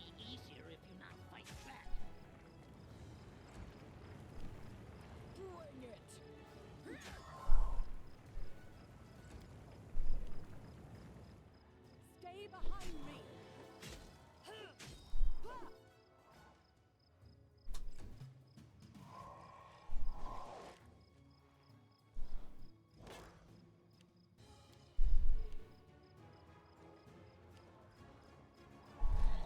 Dying is unpleasant.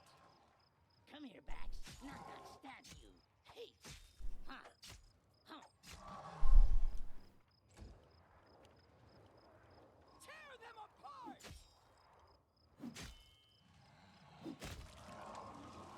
And one more to go. Let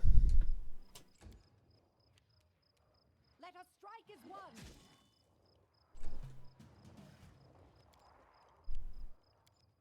It's going to get one more hit in.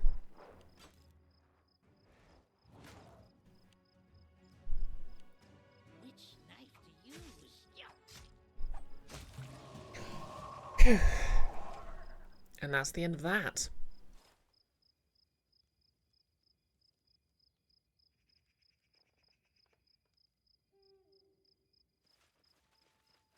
Yeah, we should probably camp.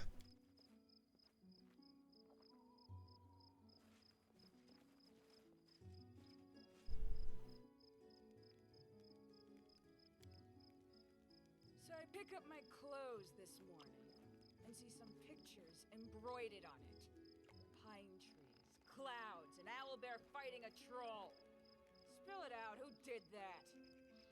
I confess, it was I. I only meant to patch them up a bit. Got a little carried away.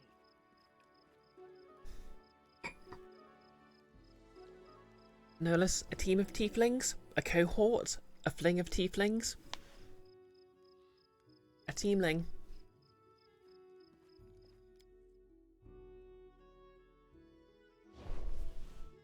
Not that it's important, but I'd like to ask you something. Okay. Lika approaches you silently, raises a hand to capture your attention, but then stumbles in hesitation. Of course, what'd you like to know? It's nothing specific. I just wanted to chat. Oh, I better just start from the beginning. You see, most of my life, I used to think my sister and I were special. The kind they write about in books. Sometimes I imagined we were characters in a fairy tale with a happy ending, and at other times I imagined it was a tragedy about proud and downtrodden souls. All the bad things that happened to us as we fled Kadira, they only strengthened these silly thoughts. It's hard to stop imagining things about yourself when the herald of a god answers your call. It has a point. Lighty, you're special? Just ask your educational plan. Same hat. But then I met you. You know, now I really see what it means to be an outstanding person. You can change the world around you. Thanks to you, an entire country has appeared from nothing. Just think of it. In 10 years, there will be children saying, I come from the stolen lands. Forgive me for babbling on, but I really want to understand. Who are you? What drives you? The fact it put Barony McBaron face there has some real customizable character and a cutscene energy. I know you're no stranger to kindness and honor, but still I'm amazed that you would show such kindness to me, a tiefling, a rootless outlander. And not only to me, but also to those who I hold dear, even though we've brought you so much trouble. Like, I have a good reason not to discriminate against tieflings.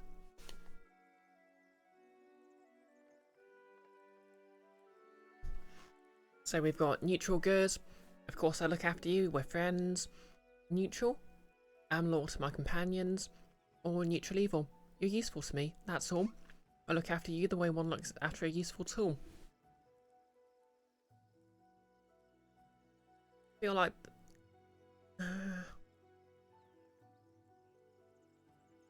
kind of want to go neutral good, but I'm playing more chaotic neutral. Oh, go on, I'll play neutral. Of course. Well, I guess I found out what I wanted. For forgive me for bothering you, and thank you for your honesty. Okay, maybe I should have chosen the neutral good option to...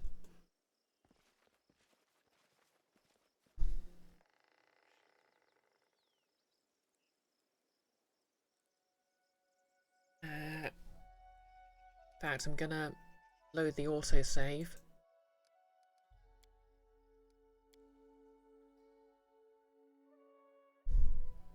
See if I get another option, another chance at that. Not that it's important. Okay, yep. But I'd like to ask, it's nothing but I know you're no stranger to kindness and all. I'm so There we go. happy to hear that. Just to know that you have a friend, that's true happiness. Especially when it's someone like you. Thank you for your time. Sometimes I do like to chat. We're here for this pro-tiefling agenda. Only the tiefling members of the party matter.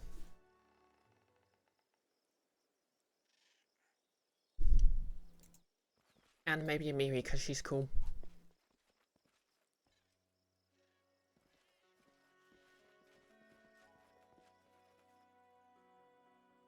Flighty. Why is? Because I'm gay too, not one of the options.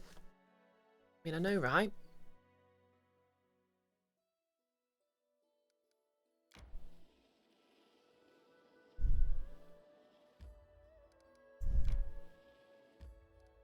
And claimed. Right, where were we?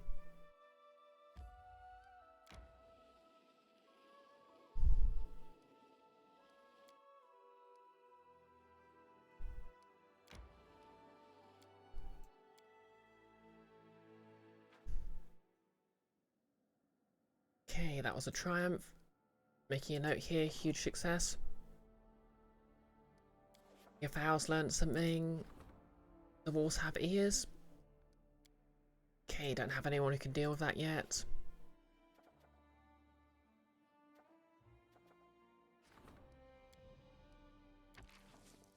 Okay, that's a 50-50 chance.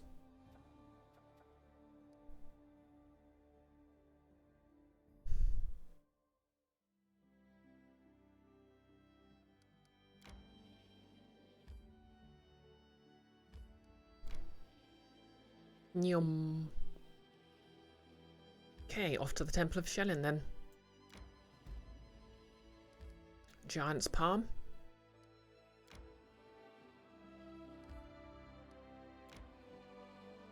I decree we set up camp. Okay, we'll just rest before we enter.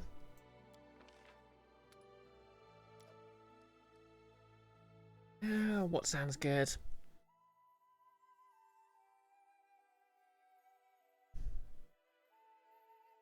Oh yeah, caneberry pie for the fast healing. Absolutely.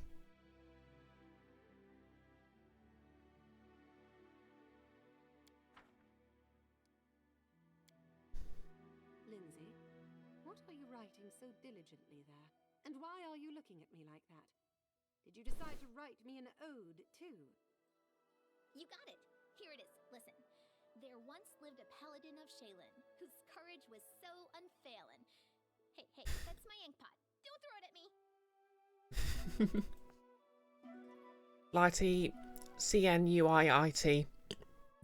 Chaotic neutral until it involves tieflings. Exactly. Nolis, what about Lindsay? Is she an honorary tiefling? Yes, she is. I mean, like, she's a lesbian, so she might as well be a tiefling.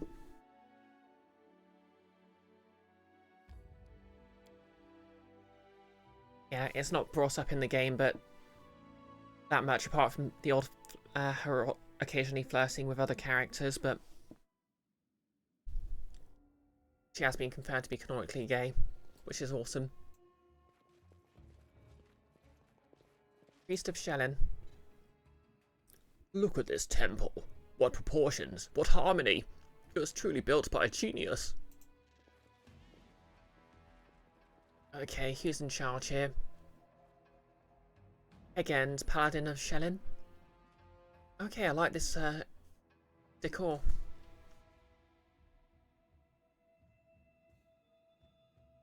Laren? Okay. Larian, High Priest of Shellen. Okay, I'm just going to save before I speak to anyone.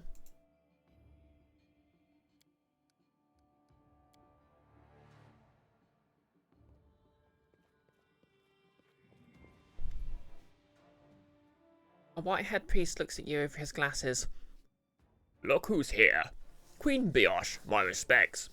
And I see you've brought company. The paladin wearing armour strikes his open palm with his fist.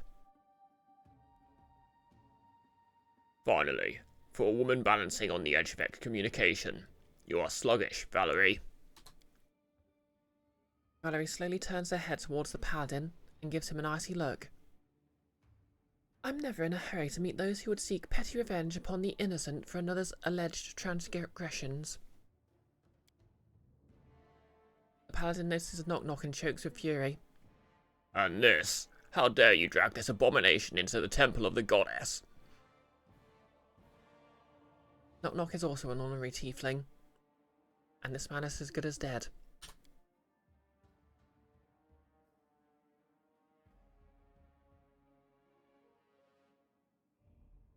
Nolus, isn't it neat when you say its construction's complete? Order of the Gay Rabbit Bird. Exactly.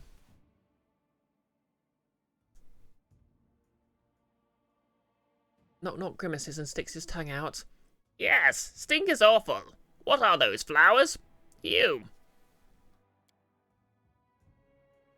Please, everyone be calm. Let's not hurry in with accusations and hasty decisions. In the end, we're in a sacred place.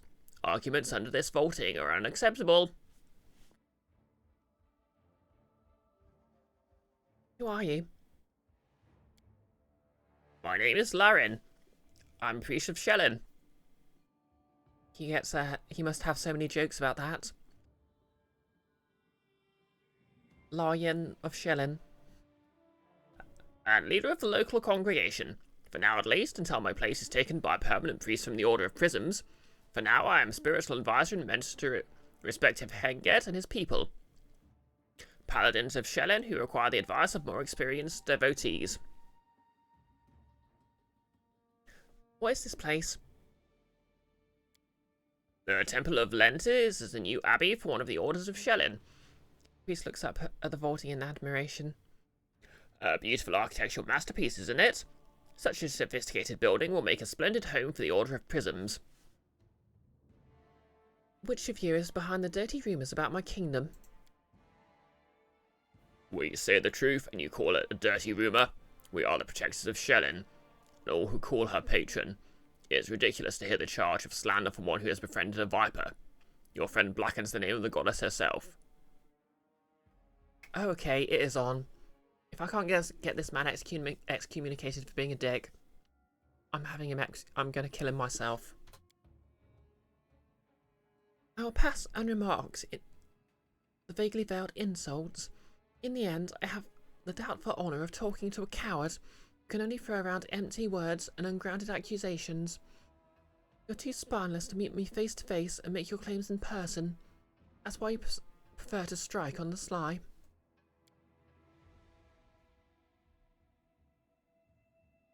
Nolus, you bet the Order of the Kaleidoscope has a better church. Well, don't you realise, Nolus? They have lenses that give them psychic powers. Flighty, homicide of homophobes is a highly attractive manner of behaviour. I know, right? Please calm down, although I do not approve of the methods of the respective Henged. I do not approve of the person I call respected. I will not tolerate jokes at the expense of a paladin of Shellen in her very temple. I see there's a whole company here. Evel bows in a refined manner.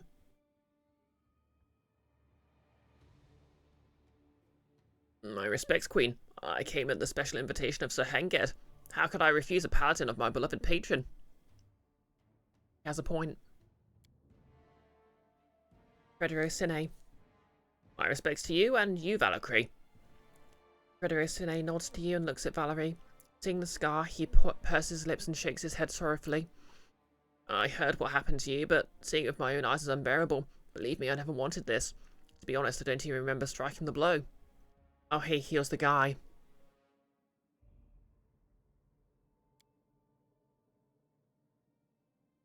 The wrinkle on Valerie's forehead softens. We settled our arguments in battle, Fredero. As for the scar, I've been wearing my wounds for a long time. I don't have the slightest desire to meddle in the affairs of Shan and her followers. I demand only one thing. Stop slandering me and my subjects.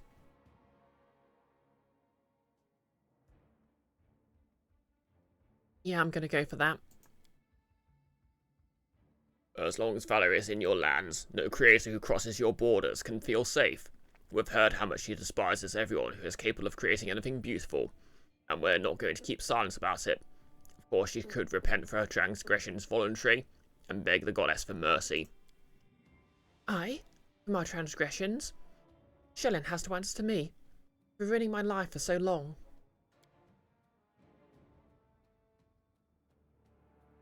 Nola's the guy in the previous part of Valerie's quest, where she got that scar on her face.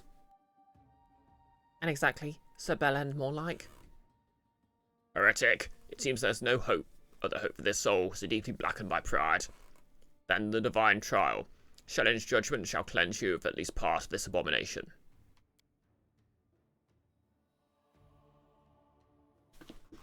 Valerie clenches her fist in silence. It seems the scar on her face darkens and deepens. What trial are you talking about? Lowen folds his hands. A divine trial is a special ritual carried out by followers of a god for someone who has lapsed in their faith. It is not well known, but it is used on those for whom there is still hope, for returning to the church, or at least making peace.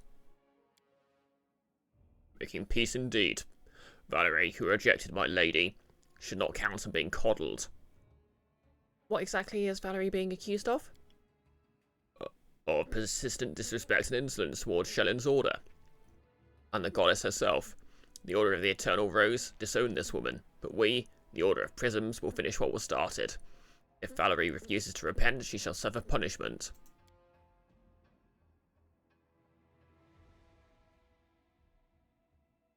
If Shelyn's newest order appears each time another one stops persecuting me, my disrespect for your goddess will only grow. You're creating the very thing that you so diligently fight, but are incapable of understanding this. Nolas, you were hoping for the guy of the power, but to be fair, it was a long shot. Alright, sorry for not picking up on that. Okay, very tempted to go chaotic neutral. If I were you, I'd tell these smug prudes to go to hell. Or the neutral option is to leave it up to her.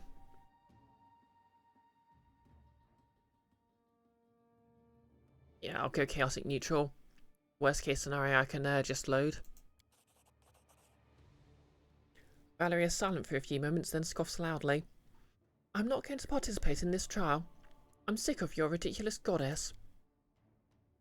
Again grabs his weapon. This is the last straw. You'll wash away this insult with blood. Oh, wow. I guess I'm going to have to kill a bunch of lawful good paladins. This isn't ideal.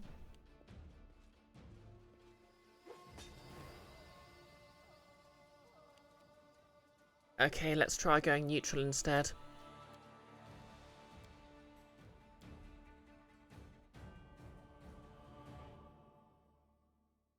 Flighty should have just stabbed them to be fair. Yeah.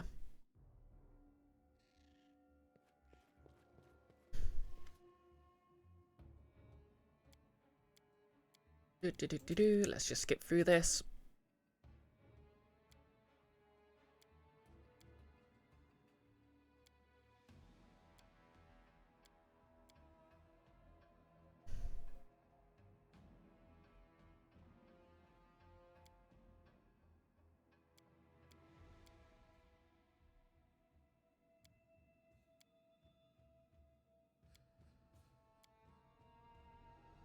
Yeah. Okay, neutral. Okay.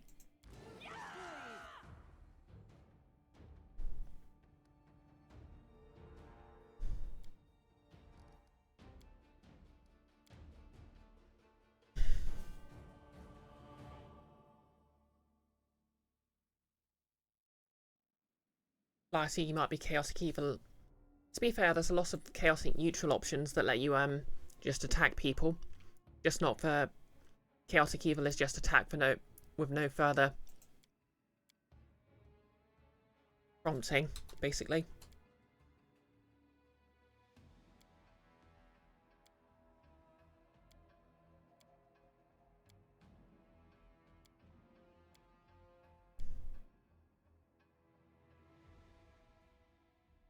I want you to leave Valerie alone. She serves me and owes no debt to Shellin.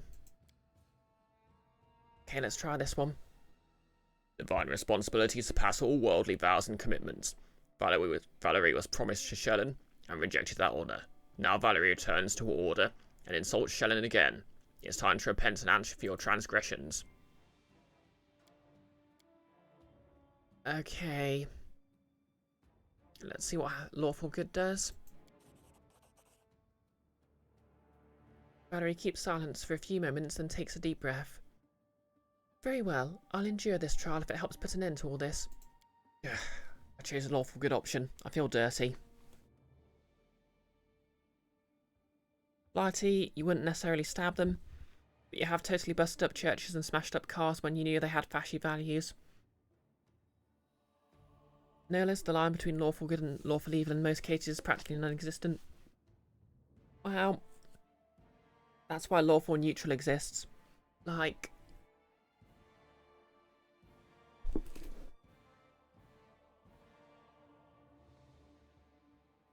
not really sure how to put it. You can be sort of lawful and respect other people's own autonomy, if that makes sense. Whereas if you're lawful evil, you're basically using laws. You're basically sort of trying to control other people. And if you're being lawful neutral, you're just not accounting for other people. Well, you're not quite deliberately trying to control people, but you are sort of ignoring their own autonomy. Be lawful. No less so many lawful good choices in this game are outright bigoted or fascist. Yeah. It has to be emphasised this was the very edgy era of sort of like Pathfinder 1st edition was trying very hard to be edgy. They had a lot of Michael Miyazaki style paladins who are still lawful good. Flighty, lawful good is when you let the cops do state violence, and lawful evil is when you do the violence the state would otherwise be doing yourself. Yeah, exactly. I mean, my take would be lawful good is someone who actually gives a damn and and believes in the law, which is obviously something I personally disagree with. Lawful neutral is the kind of person who calls the cops. Lawful evil is the kind of person who is a cop.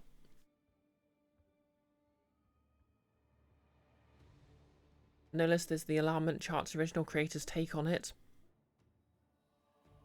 What's that then?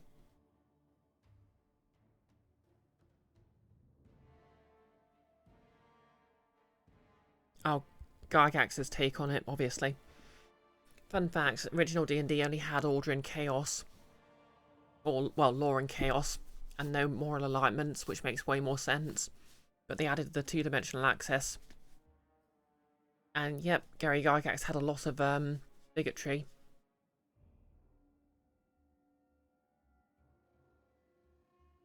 No less the orc baby problem. Yeah. Okay, Laren, the High Priest of Shellin. Thank you for agreeing, Valerie. Let's begin. Let's see how this goes then.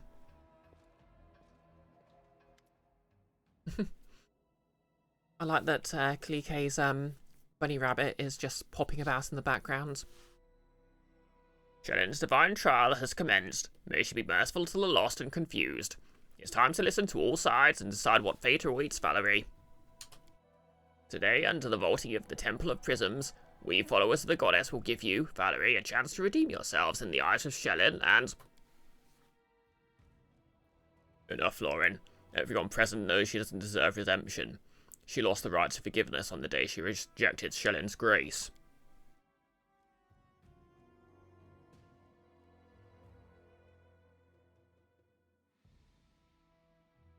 Okay. It's that time of the stream again.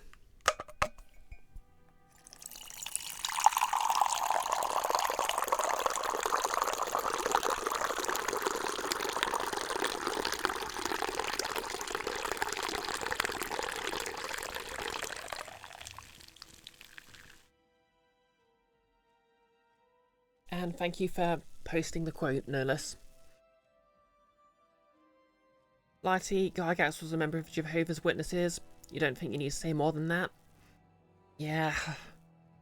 Like, you can see a lot of,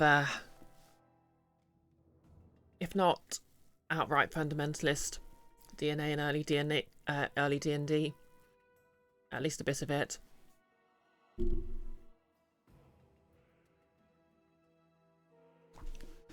It's why I feel a little uncomfortable when someone tries to argue it's impossible to be a full atheist in a D&D style setting. I mean, my take on that is basically, even though there are obviously clearly divine beings within the setting, it's perfectly reasonable for someone to conclude they're just very powerful entities that aren't quite gods. Of course, that would raise the question of what a god actually even is, but that's an entire other can of worms.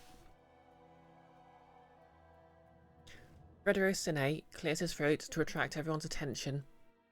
I didn't come here to stand silent like an idol. When I challenged Valerie to a duel, she agreed. We fought according to all rules, and our argument was settled. Think what you will of Valerie, but she at least showed me some respect. Okay, now, this is actual lawful good. Like, he doesn't like Valerie, but he's doing the right thing in accordance with his lawful beliefs, at least. Okay, that's nice. It's telling me how that,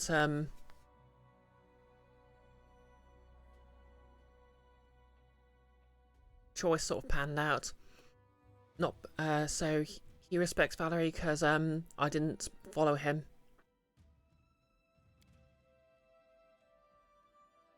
Valerie scoffs. I don't care about you, less than respect you. I just wanted to teach you a lesson and make you leave me alone. Okay, diplomacy 30. And yet Valerie observed all the rules. She came when Fredero called her. She accepted the challenge. Will none of this be taken into consideration? Diplomacy 24. We've come to meet with Fredero Sine for one reason only, to get rid of him. Okay, I'll take the harder diplomacy check and see what happens. Success! Of course. You can't ignore a person's deeds even when their words are bitter. Lighty, it's true. The Watchtower Bible and Tract Society only disfellowshipped him and deemed D&D to be bad because the PR nightmare of its association with the Satanic Panic. Yeah, now there's a historical irony. Reminds me of a certain other franchise that has a bit of a fundamentalist at the helm.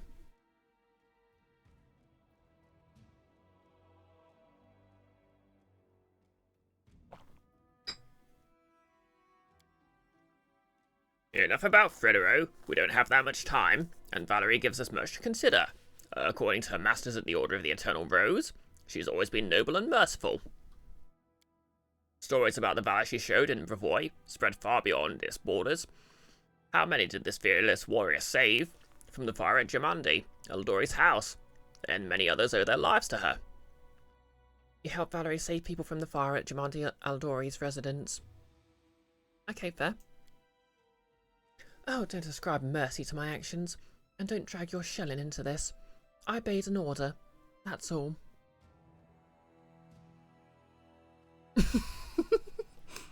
Oh my god. Chaotic neutral. Bluff? I can bluff and claim there wasn't a fire at Jamandi Eldori's house.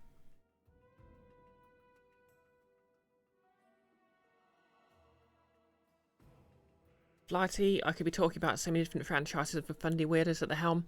You don't even know which one to consider. Fair point. Notice if the church wants to kick out Valerie and she wants out, there shouldn't be any conflict. Yeah, problem is, she's already been kicked out of her order. This is another order entirely deciding that they,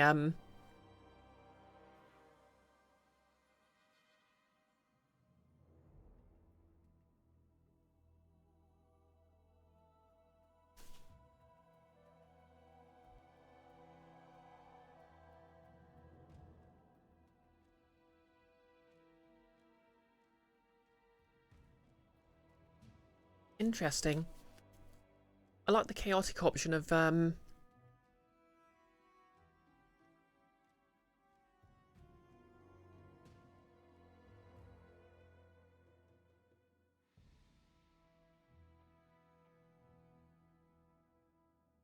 Okay, I'll try chaotic. Well, let's settle this matter aside.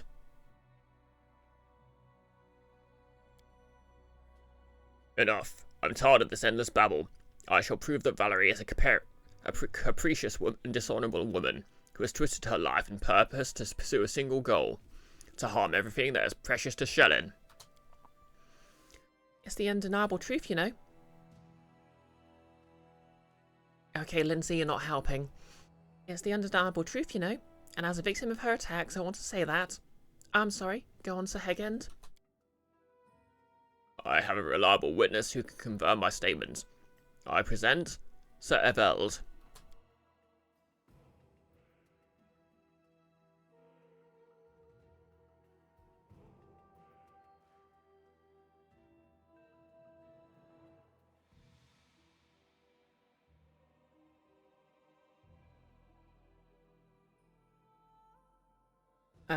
Flighty, Nolus, you just had some stuttering on the stream. Hang on, I'll just double check that. Yeah, no drop frames and it's green at the moment. Hopefully we're okay for now. And no, Nolus, she basically left her old order formally. And just sort of joined my kingdom. / party.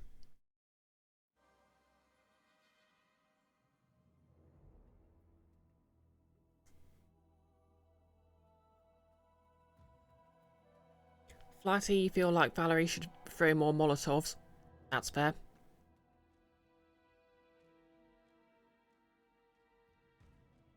Flighty, you're watching through an external video player, and you get the error you just posted whenever the connection gets wonky for a few frames. Notice why these dickheads messing with her. Basically, they're upset she left their order, and she thinks that their god means they need to bother her. Basically, this guy, the priest, is probably okay-ish, but this guy is they're just deliberately giving her a hard time. Eveld the Silver-Tongued. Eveld pushes his chest out and pulls his chin up. This lady insulted me in front of my audience, for no reason at all. Arrested me with brutal force. And the worst part is, when dust settled and our blood cooled, Valerie didn't even think to apologise for her behaviour. I'd say that only confirms her maliciousness. Okay, Eveld was being a creep. Lindsay turns to you, her face concerned. I know you're worried about Valerie, but this accusation is completely fair, don't you think? I like the neutrally evil option of just intimidating him. Okay, we're going for the diplomacy check. Yes, success. Lauren raises a brow and looks at Eveld over his glasses. Oh, was this man's art meant to do harm? I suppose it's kind of appropriate I chose the judge voice for this guy.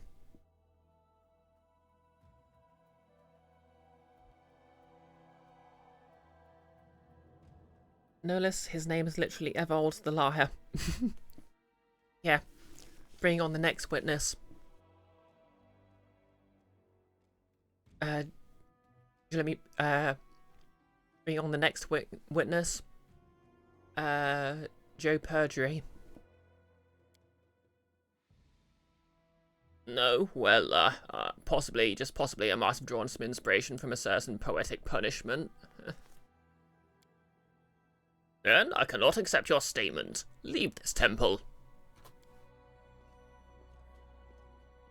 I kind of like this. It's like the trial at the beginning of Chrono Trigger.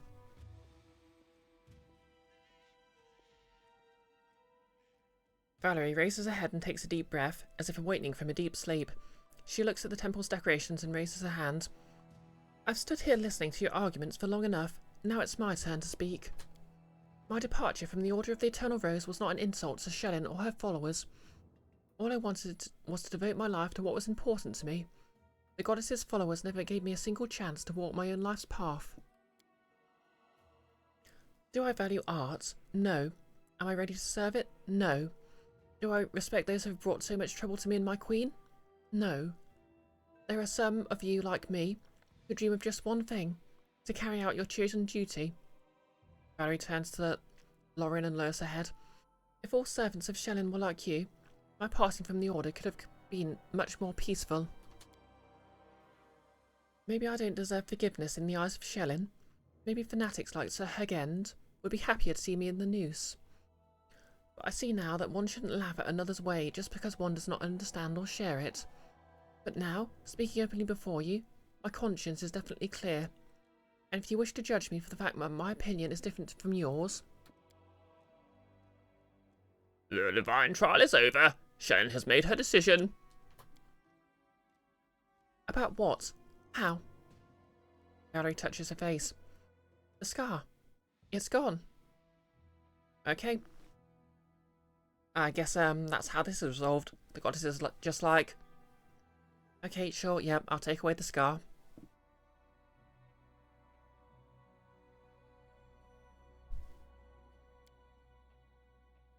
Witchery! I love doing the knock-knock voice so much. Hegend, white as a sheet, points at Valerie with a trembling hand. But why? Okay, I unironically love this. Laren smiles softly, looking at Valerie. Look at her, my friend. She is proud. But who could expect otherwise from a creature of such amazing beauty? Now, as Shellin's light fills Valerie's soul, the child is filled with renewed radiance. The thorn that pricked has been burned away. The goddess shows Valerie a way to the source of light and beauty. No. Hegend pulls out his weapon and shakes it in the air, rolling his bloodshot eyes. The witch has deceived Shellin. Only I know the will of my goddess. Death to Valerie. Okay, I guess we get to kill this guy in the end anyway. Oh, come on. Why are you all siding against me?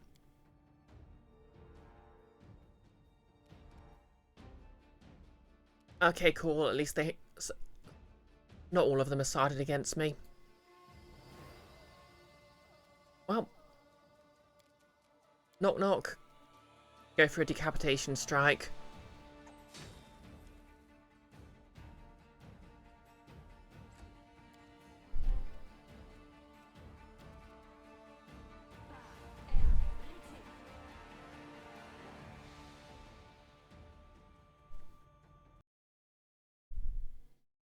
Is the connection okay, by the way?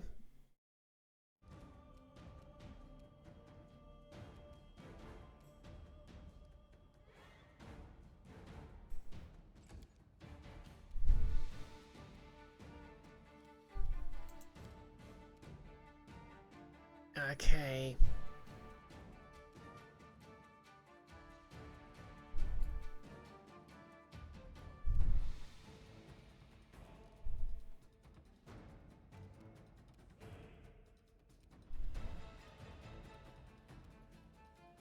This guy, one of the enemies?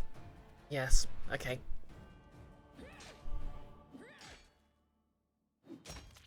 Deleted.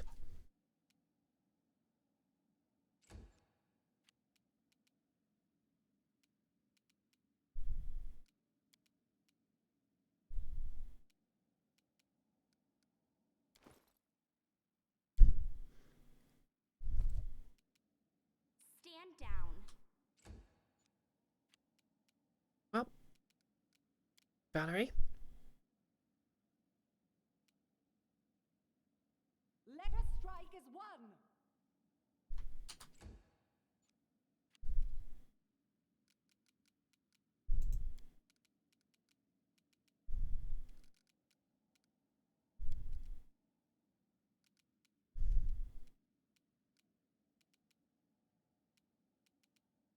Taste my fury. Yep, we get to kill the bad guy, no less. Or just give him a scar since it's the worst goddess insult the goddess of Shallon can think of. Exactly. Okay.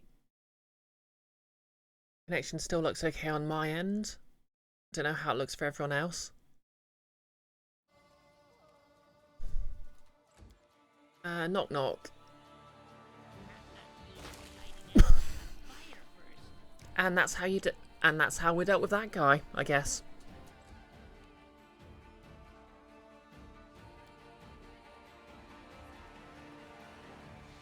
Where are all these bad guys?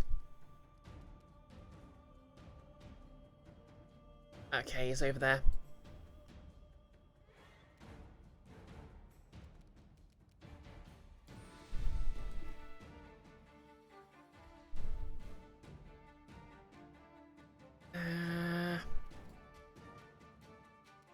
Ooh, let's cast invisibility on someone.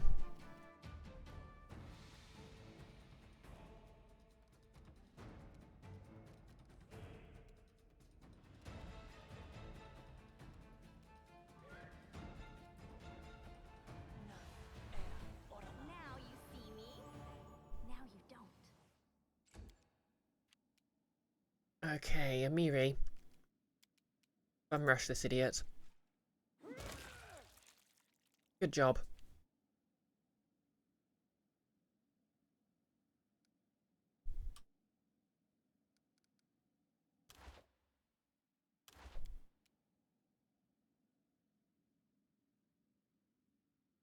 Yeah, that's gonna leave a bit of a mark, no less. Like, You offend me. Oh, you knave. heck yeah.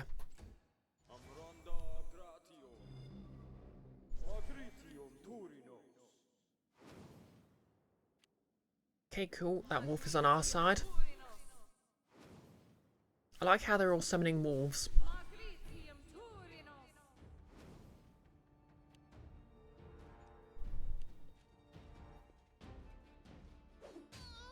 Oh, come on. Lindsay worships your god as well, you jerk.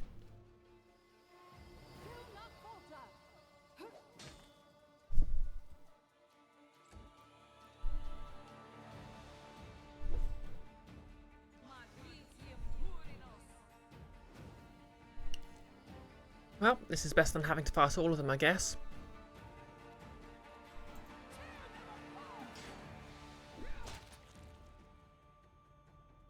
Splat. Who's next?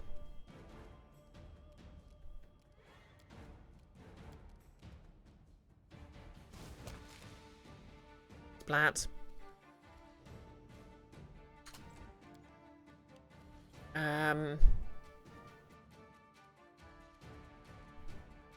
Is there another guy, or...? Okay, there's another guy.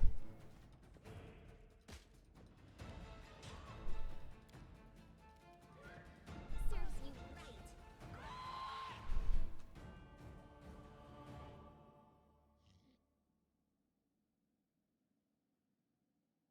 No less in before the game engine reanimates his giblets for some dialogue like Fallout 3. Or Vegas, or whichever meme that was from. No less. Damn Shellenists. They ruined Shellin. I'm not even going to try and do a Scottish accent. Get him, Wolfie. Be easier if you not fight back. Sneak attack damage.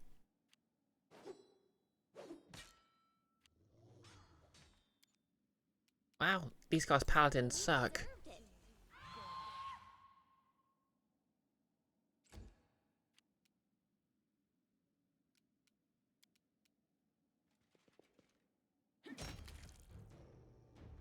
Who's next?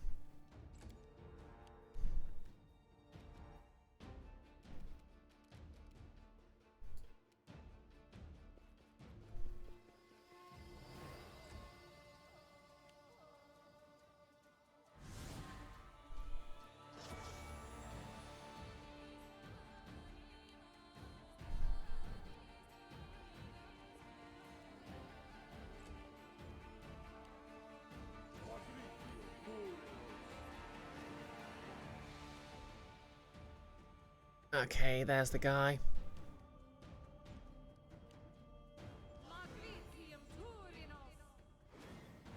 They are summoning a lot of monsters.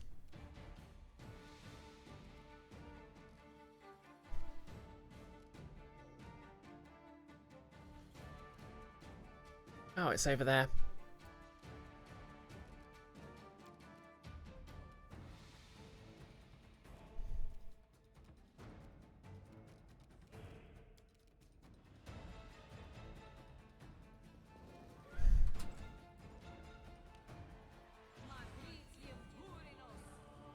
Nolas, these better be some pretty wolves.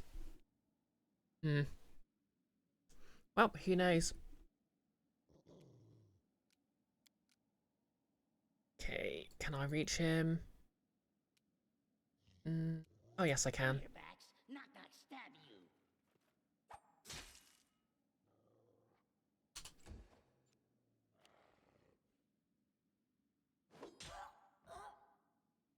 Wow.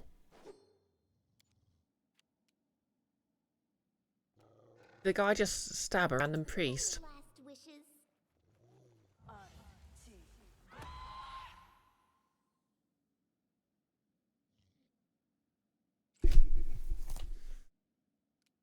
That's not very lawful good. They go down! Nor is it very cash money of him. Your time is over. Valerie is panting and wiping the sweat from her forehead. This is it. Finally. Valerie turns to Lyran and looks at him expectantly. I think it's obvious to everyone here that they attack. That bloodshed is always a heavy burden on the shoulders of Shellin's followers.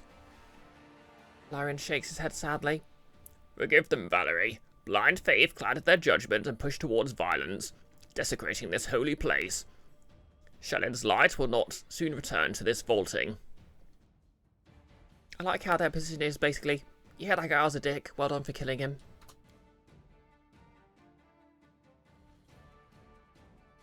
Fredero puts away his weapon, looking sour.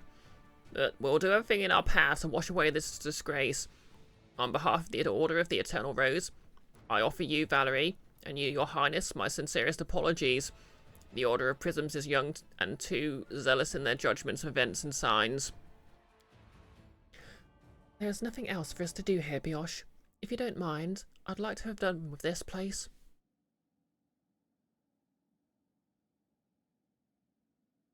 That didn't exactly feel like visiting the temple of a kind goddess. Valerie scoffs in reply. I hope that after this, Shellin's Paladins will think twice before doing harm to your kingdom. Anyway, they're usually much more reserved than those fanatics from the Order of Prisms. Let's go. We can discuss it in the capital. I want to see the end of this place as soon as possible.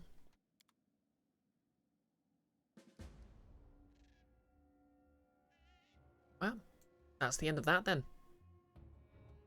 I beg you to leave. Leave us to warn our fallen brethren. Done with waiting. I wrote it like I saw it. They frickin' started it.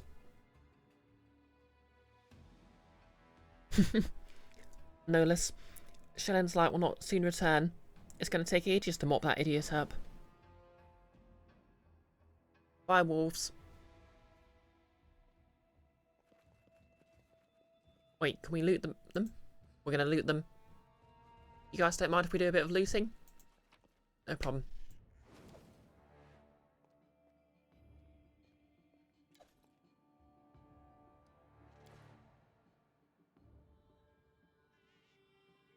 Just doing a bit of looting.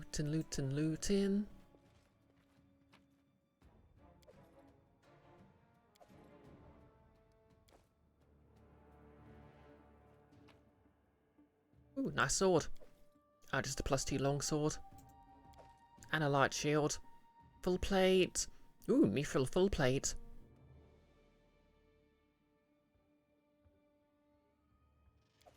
Also giant strength 2. Natural armor 1.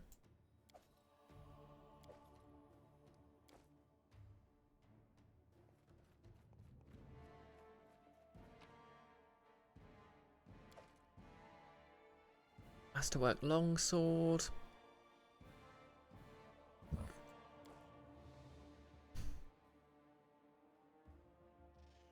Any thoughts, Fredero? I'm sorry for what happened here. This massacre was a grievous mistake. Well, someone certainly made a mistake. Hey, Tau Kitty. Can we get a shout out for Tau Kitty? Another shout out. Another side quest you missed. Yep, this is Valerie's loyalty mission, I guess you'd call it.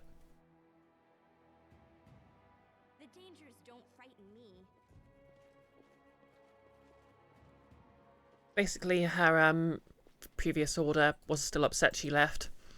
But luckily, I sort of humoured the other sort of worshippers of her god, and they kind of agreed they were dicks, and helped me out when I killed them all.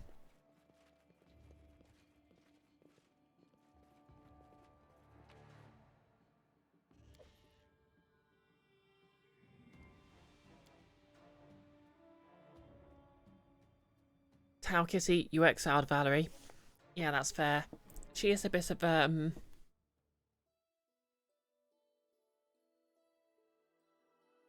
cop.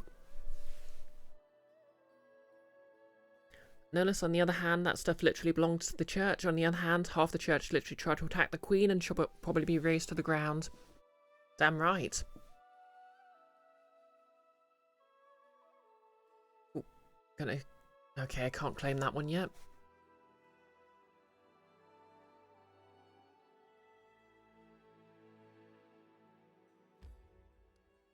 Okay, we're going to travel back to the capital.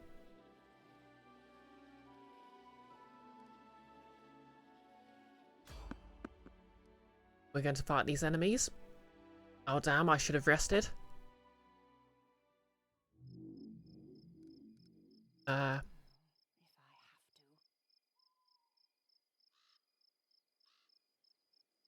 god. It's these bloody spiders again. Can we just leave?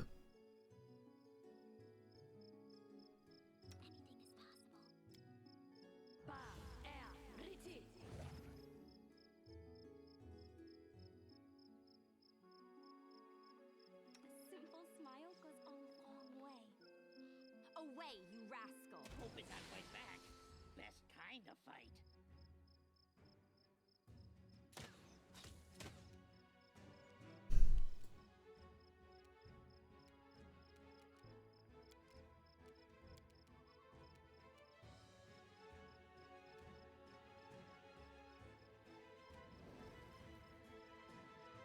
Tau Kitty, I can leave, yes.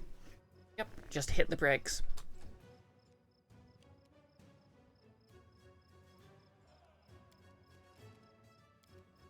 But I'm gonna fight these because I hate them that much.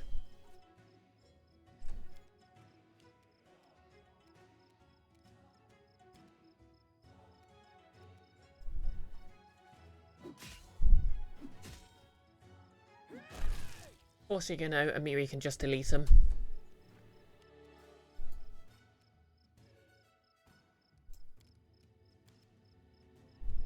Which knife to use?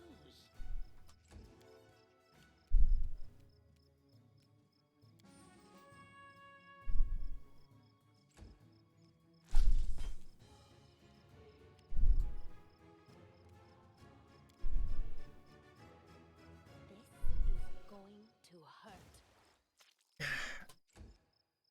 Bloody concealment. Stand down.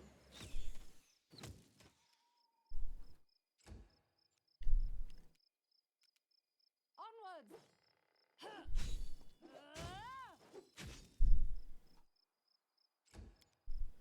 Okay, Amiri, can you guess it? Okay, the ledge is stopping me from charging, but... There we go.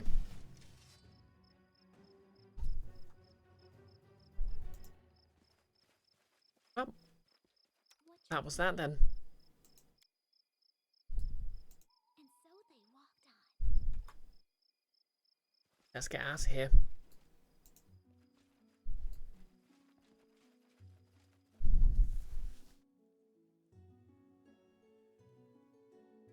Unless you guess threatening the dickhead on account of I'm the queen and you're a priest, probably wouldn't have gotten anywhere. Yeah, it doesn't really work out historically.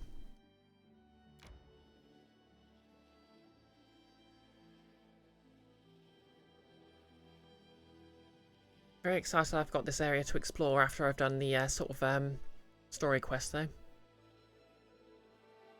I decree we set up camp.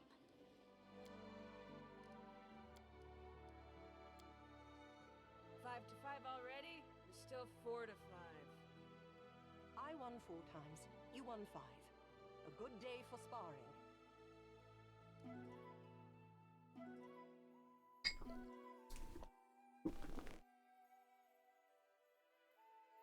I like how the two meat shields have been sparring with each other.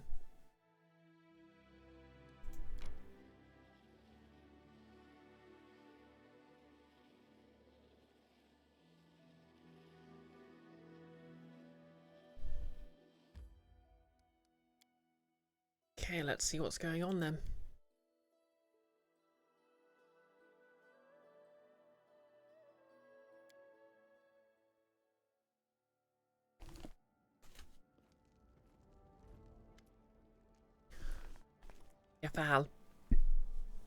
If Al crosses the room, her gaze determined and confident, it seems clear that the Inquisitor has something pressing on her mind. Finally, I have news about the half-blood. I expected him to seek shelter somewhere far away from your lands, but no, he was spotted not far away. So where is he? Not far from the Valley of the Dead. What a fitting place for a Pharismite, desperately trying to rid this world of the undead. Such determination might have been an asset in dealing with Mordecai, but I wish to discuss something else. The half-blood was spotted chasing some pauper pilgrim woman. Judging by the things my agent managed to find out, the woman herself may turn out to be quite interesting. To track down the half-blood, I have to deal with a whole range of scum. Thieves, vagabonds, grave robbers. One of them located Eneo, but then preyed upon the pauper woman. Couldn't miss a chance to rob her blind. In her handbag, the thief found some ominous writings. Thinking the papers were cursed, he decided to rid himself of them by giving them to me. Do you know what they turned out to be? Excerpts from Serving Your Hunger, the sacred text of Ergothoa's followers. I've examined the stolen papers closely.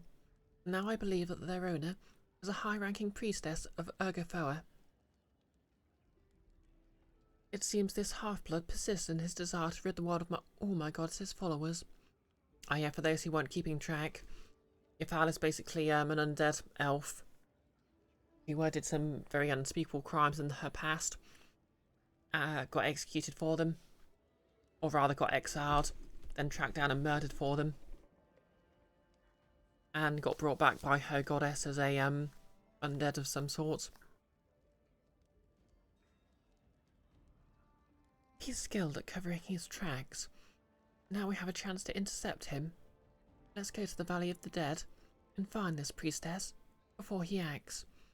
Then, when he comes for her, well, the servants of any deity should be able to stand up for their faith, is it not so?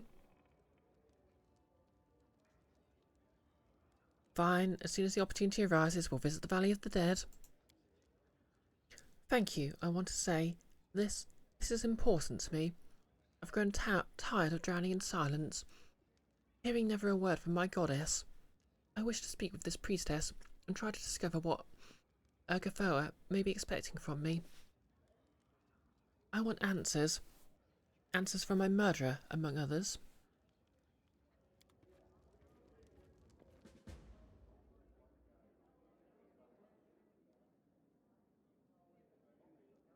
Okay, manage kingdom affairs.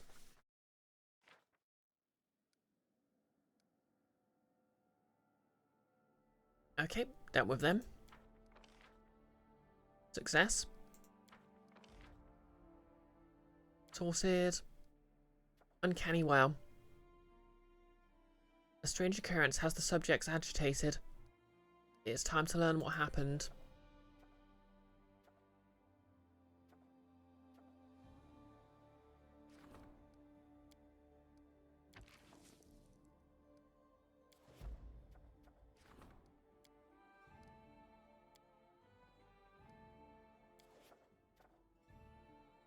How do I find out about this well?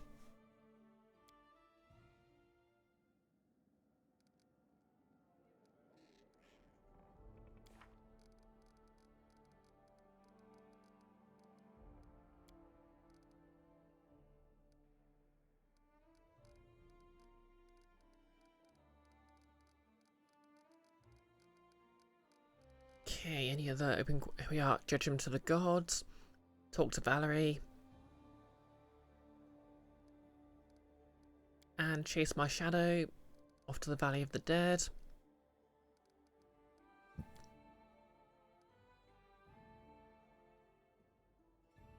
Okay, a bloody craft. I need to wait for that to happen.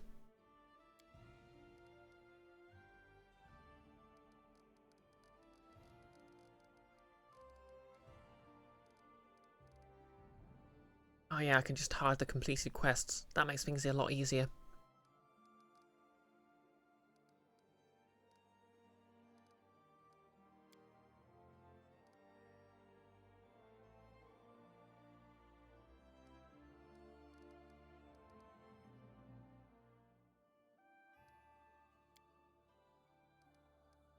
Yep, I guess I'll just go to talk to Valerie then.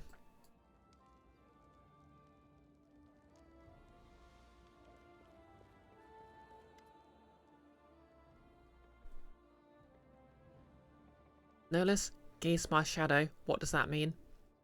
You know it means chase my shadow. I mean, yes, the font is a bit hard to read at times.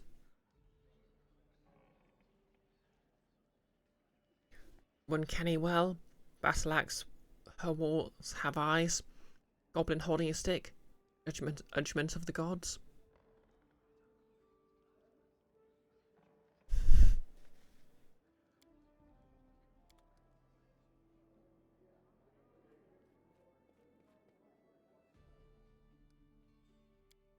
I think Valerie's in the main square.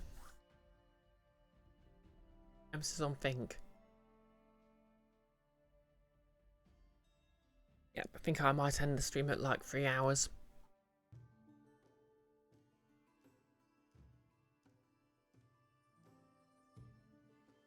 Oh hey, it's raining.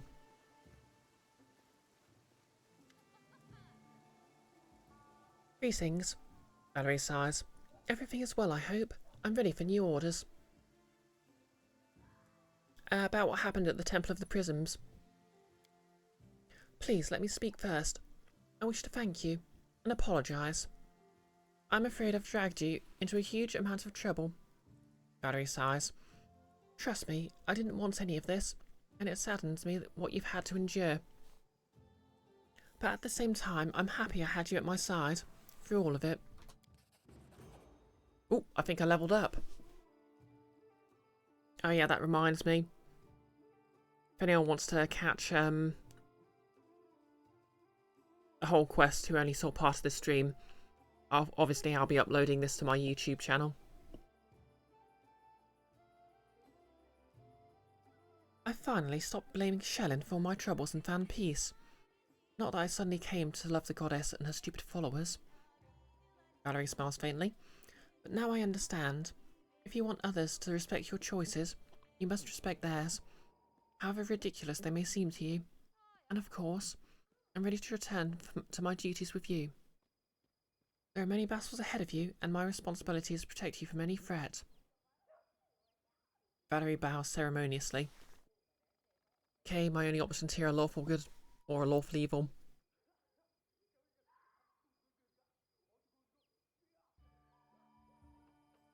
Okay, I can take the non-committal. I'm glad this saga is finished. Let's see what else needs to be done.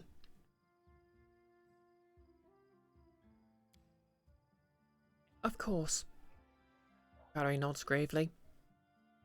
I'm glad the scar's gone. Yeah, something else I learned. Valerie is, in contrast to the other, well, in contrast to Lindsay, Valerie is specifically a straight woman. In that you can only pursue a romance with her if you're a guy.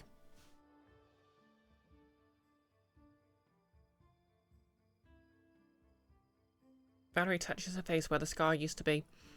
At least the world around me has returned to its accustomed place.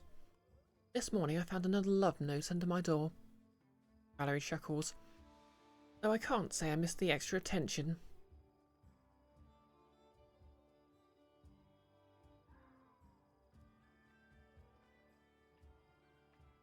Thanks for the conversation. Talk to you later.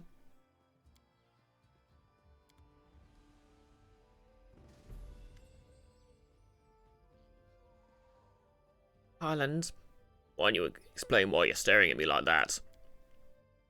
Oh, Uncle, when are you going to change that old armour? The magic beast crumpled it so badly it makes me cry to look at it. You still have a lot to learn.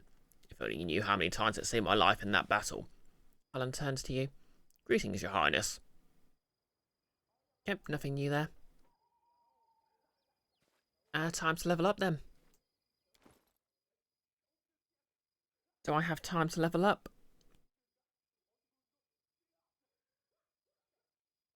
Tau Kitty, okay. Okay, so what?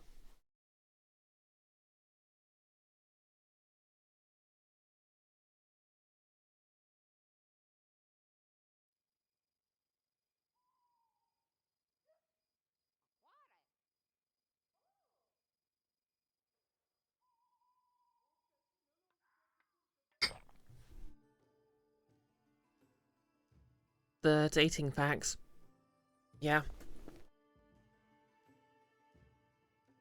I suppose it's kind of interesting because, you know, a game can either sort of do the whole player sexual thing, or where any given character is always attracted to the player character if the player wants to romance them. Okay, level 13 rogue. What do I get this level? Okay, just defeat.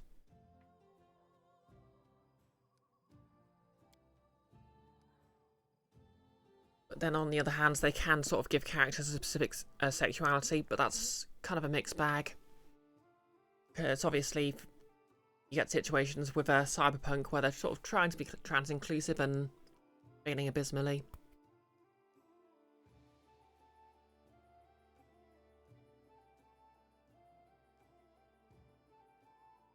Okay, mobility and stealth. And I'll put the rest into persuasion.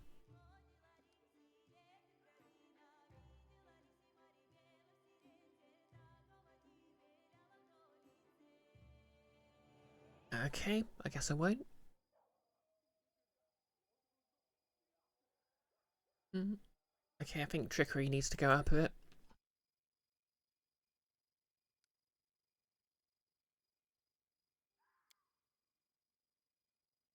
Okay, feet. Clustered shots. You take a moment to carefully aim your shots, causing them all to strike the same spot. When you use a full attack to make multiple ranged attacks against the opponent, the total damage from all hits. Hey, that's nice. Deadly aim can make it take a -1 penalty to get +2 damage. Improve critical.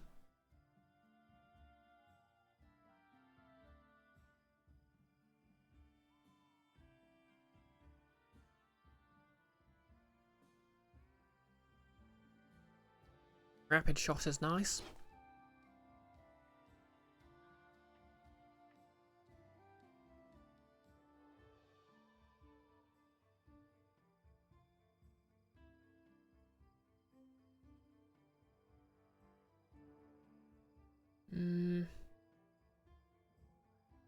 Is it worth the -2 penalty? Yeah, I'd say so. On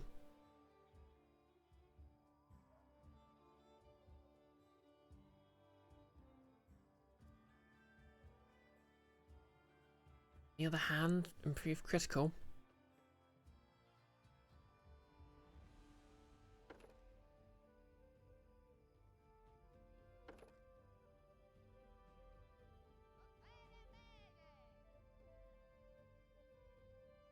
No, I think I'll go with rapid shot.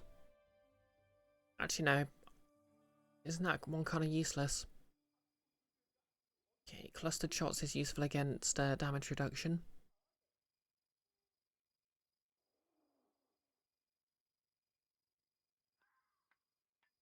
Yeah, I'll go with clustered shots because quite a lot of enemies have damage reduction now. And that'll be very useful combined with sneak attack.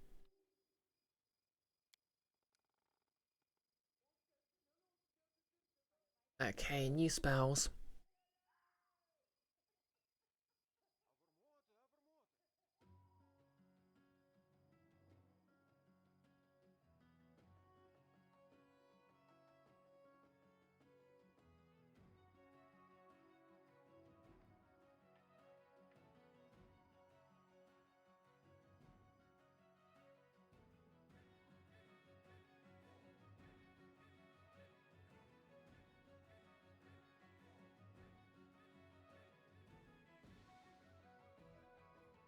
Shadow Evocation's interesting. Be shape free, take the form of a large bear. Animal growth, angelic aspect. Acidic spray. Yeah, but actually I think I like acidic spray.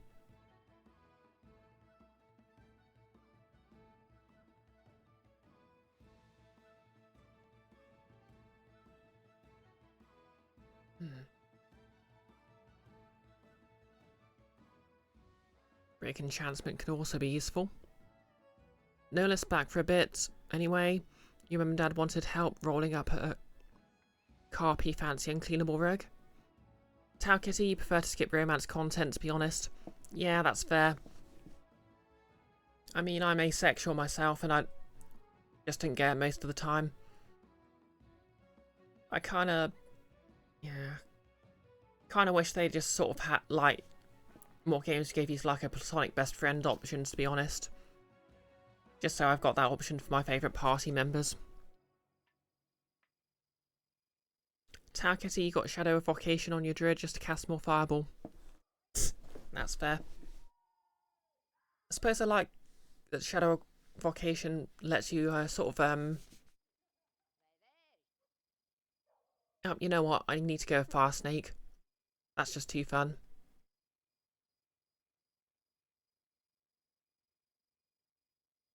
Icy Prison, which to be fair is very funny.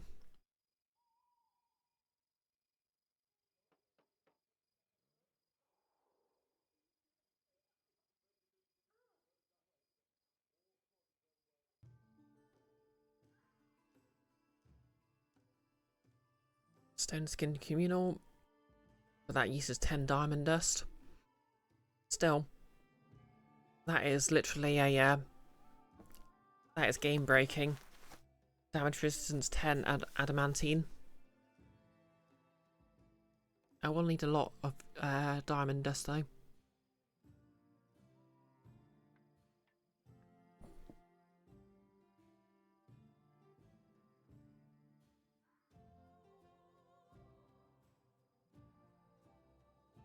Summon monster. This summons 1d3 explainer dire wolves, 1d4 plus 1 extra planar monitor lizards, an extra planar Redicath if you're evil, or 1 extra planar Viralani Azatah if you're not.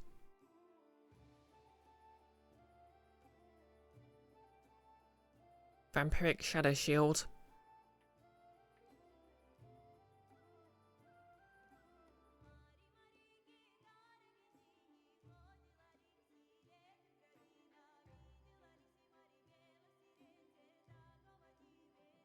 Okay, that's interesting.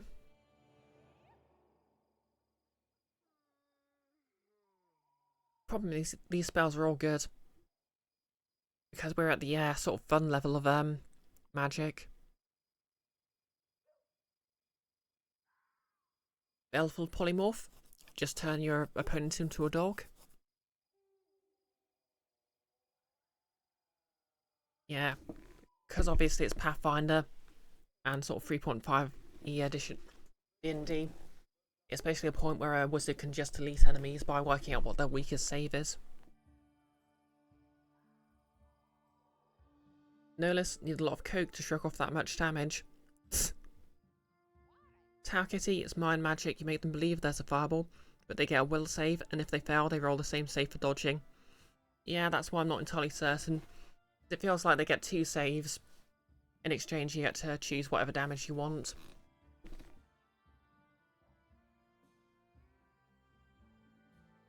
Angelic Aspect.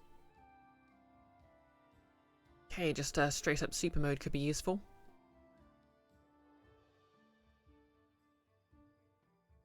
Each shape lets you become a bear.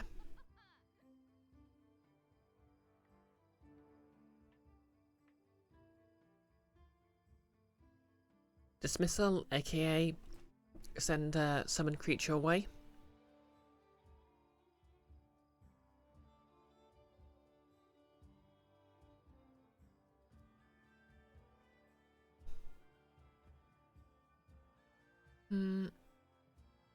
Still, break enchantment's more practical.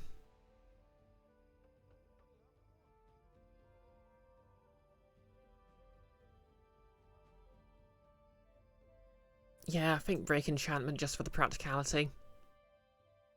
I suppose Lindsay's got it, but maybe a bit of redundancy is useful. On the other hand, maybe not.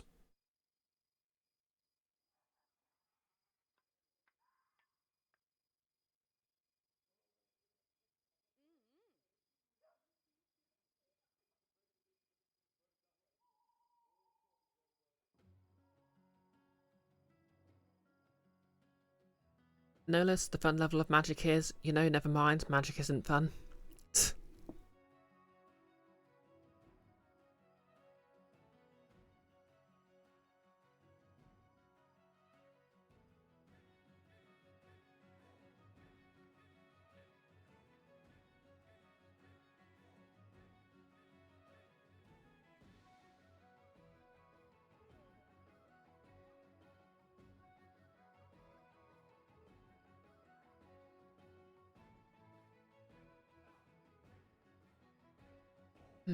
Kind of cold.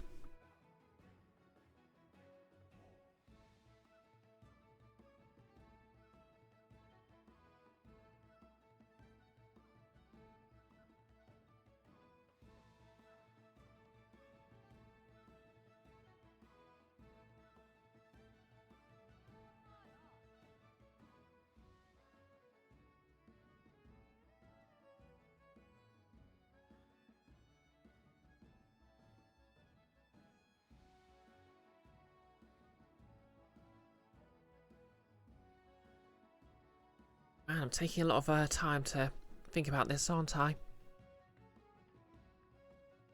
Yeah, summon large elementals, tempting. You know what, I'll go for summon monster 5. Nothing like a bit of extra action economy.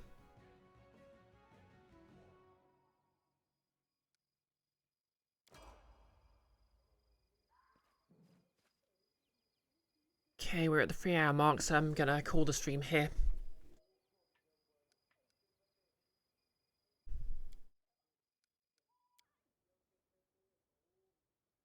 Because I'm kind of eager to get to work on these horns.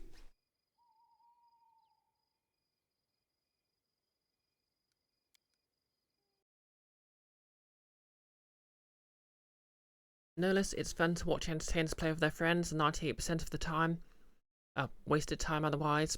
A bit like D&D. Yeah, fair.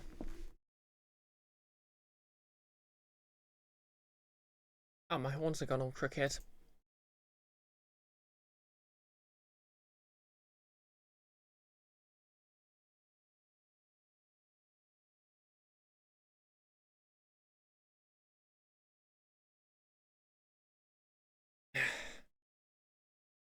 Have no idea what's going on there.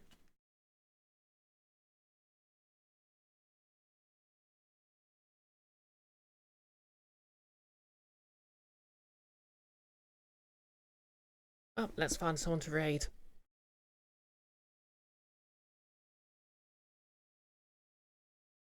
And by someone, I mean probably Goggles and Enfys.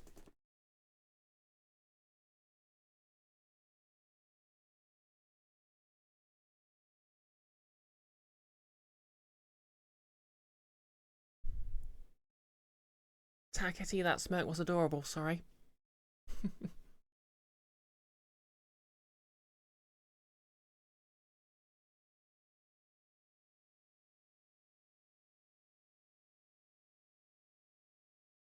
Yeah, it looks like it's basically Goggles' life, so...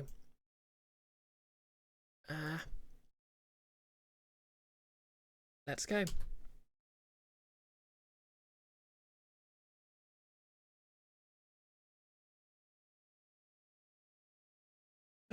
I'll be streaming more Pathfinder on Wednesday.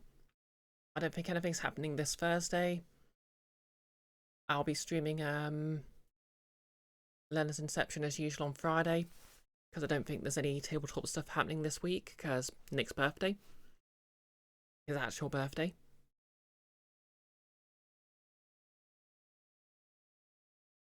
And that's about it, really. Keep an eye on my Twitter if you want more news about cosplay stuff. And that's about it.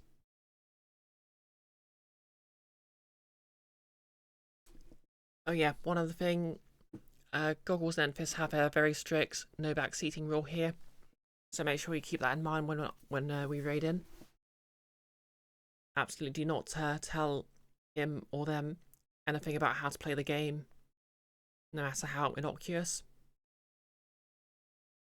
And we're going to raid in 3, 2, 1, let's go.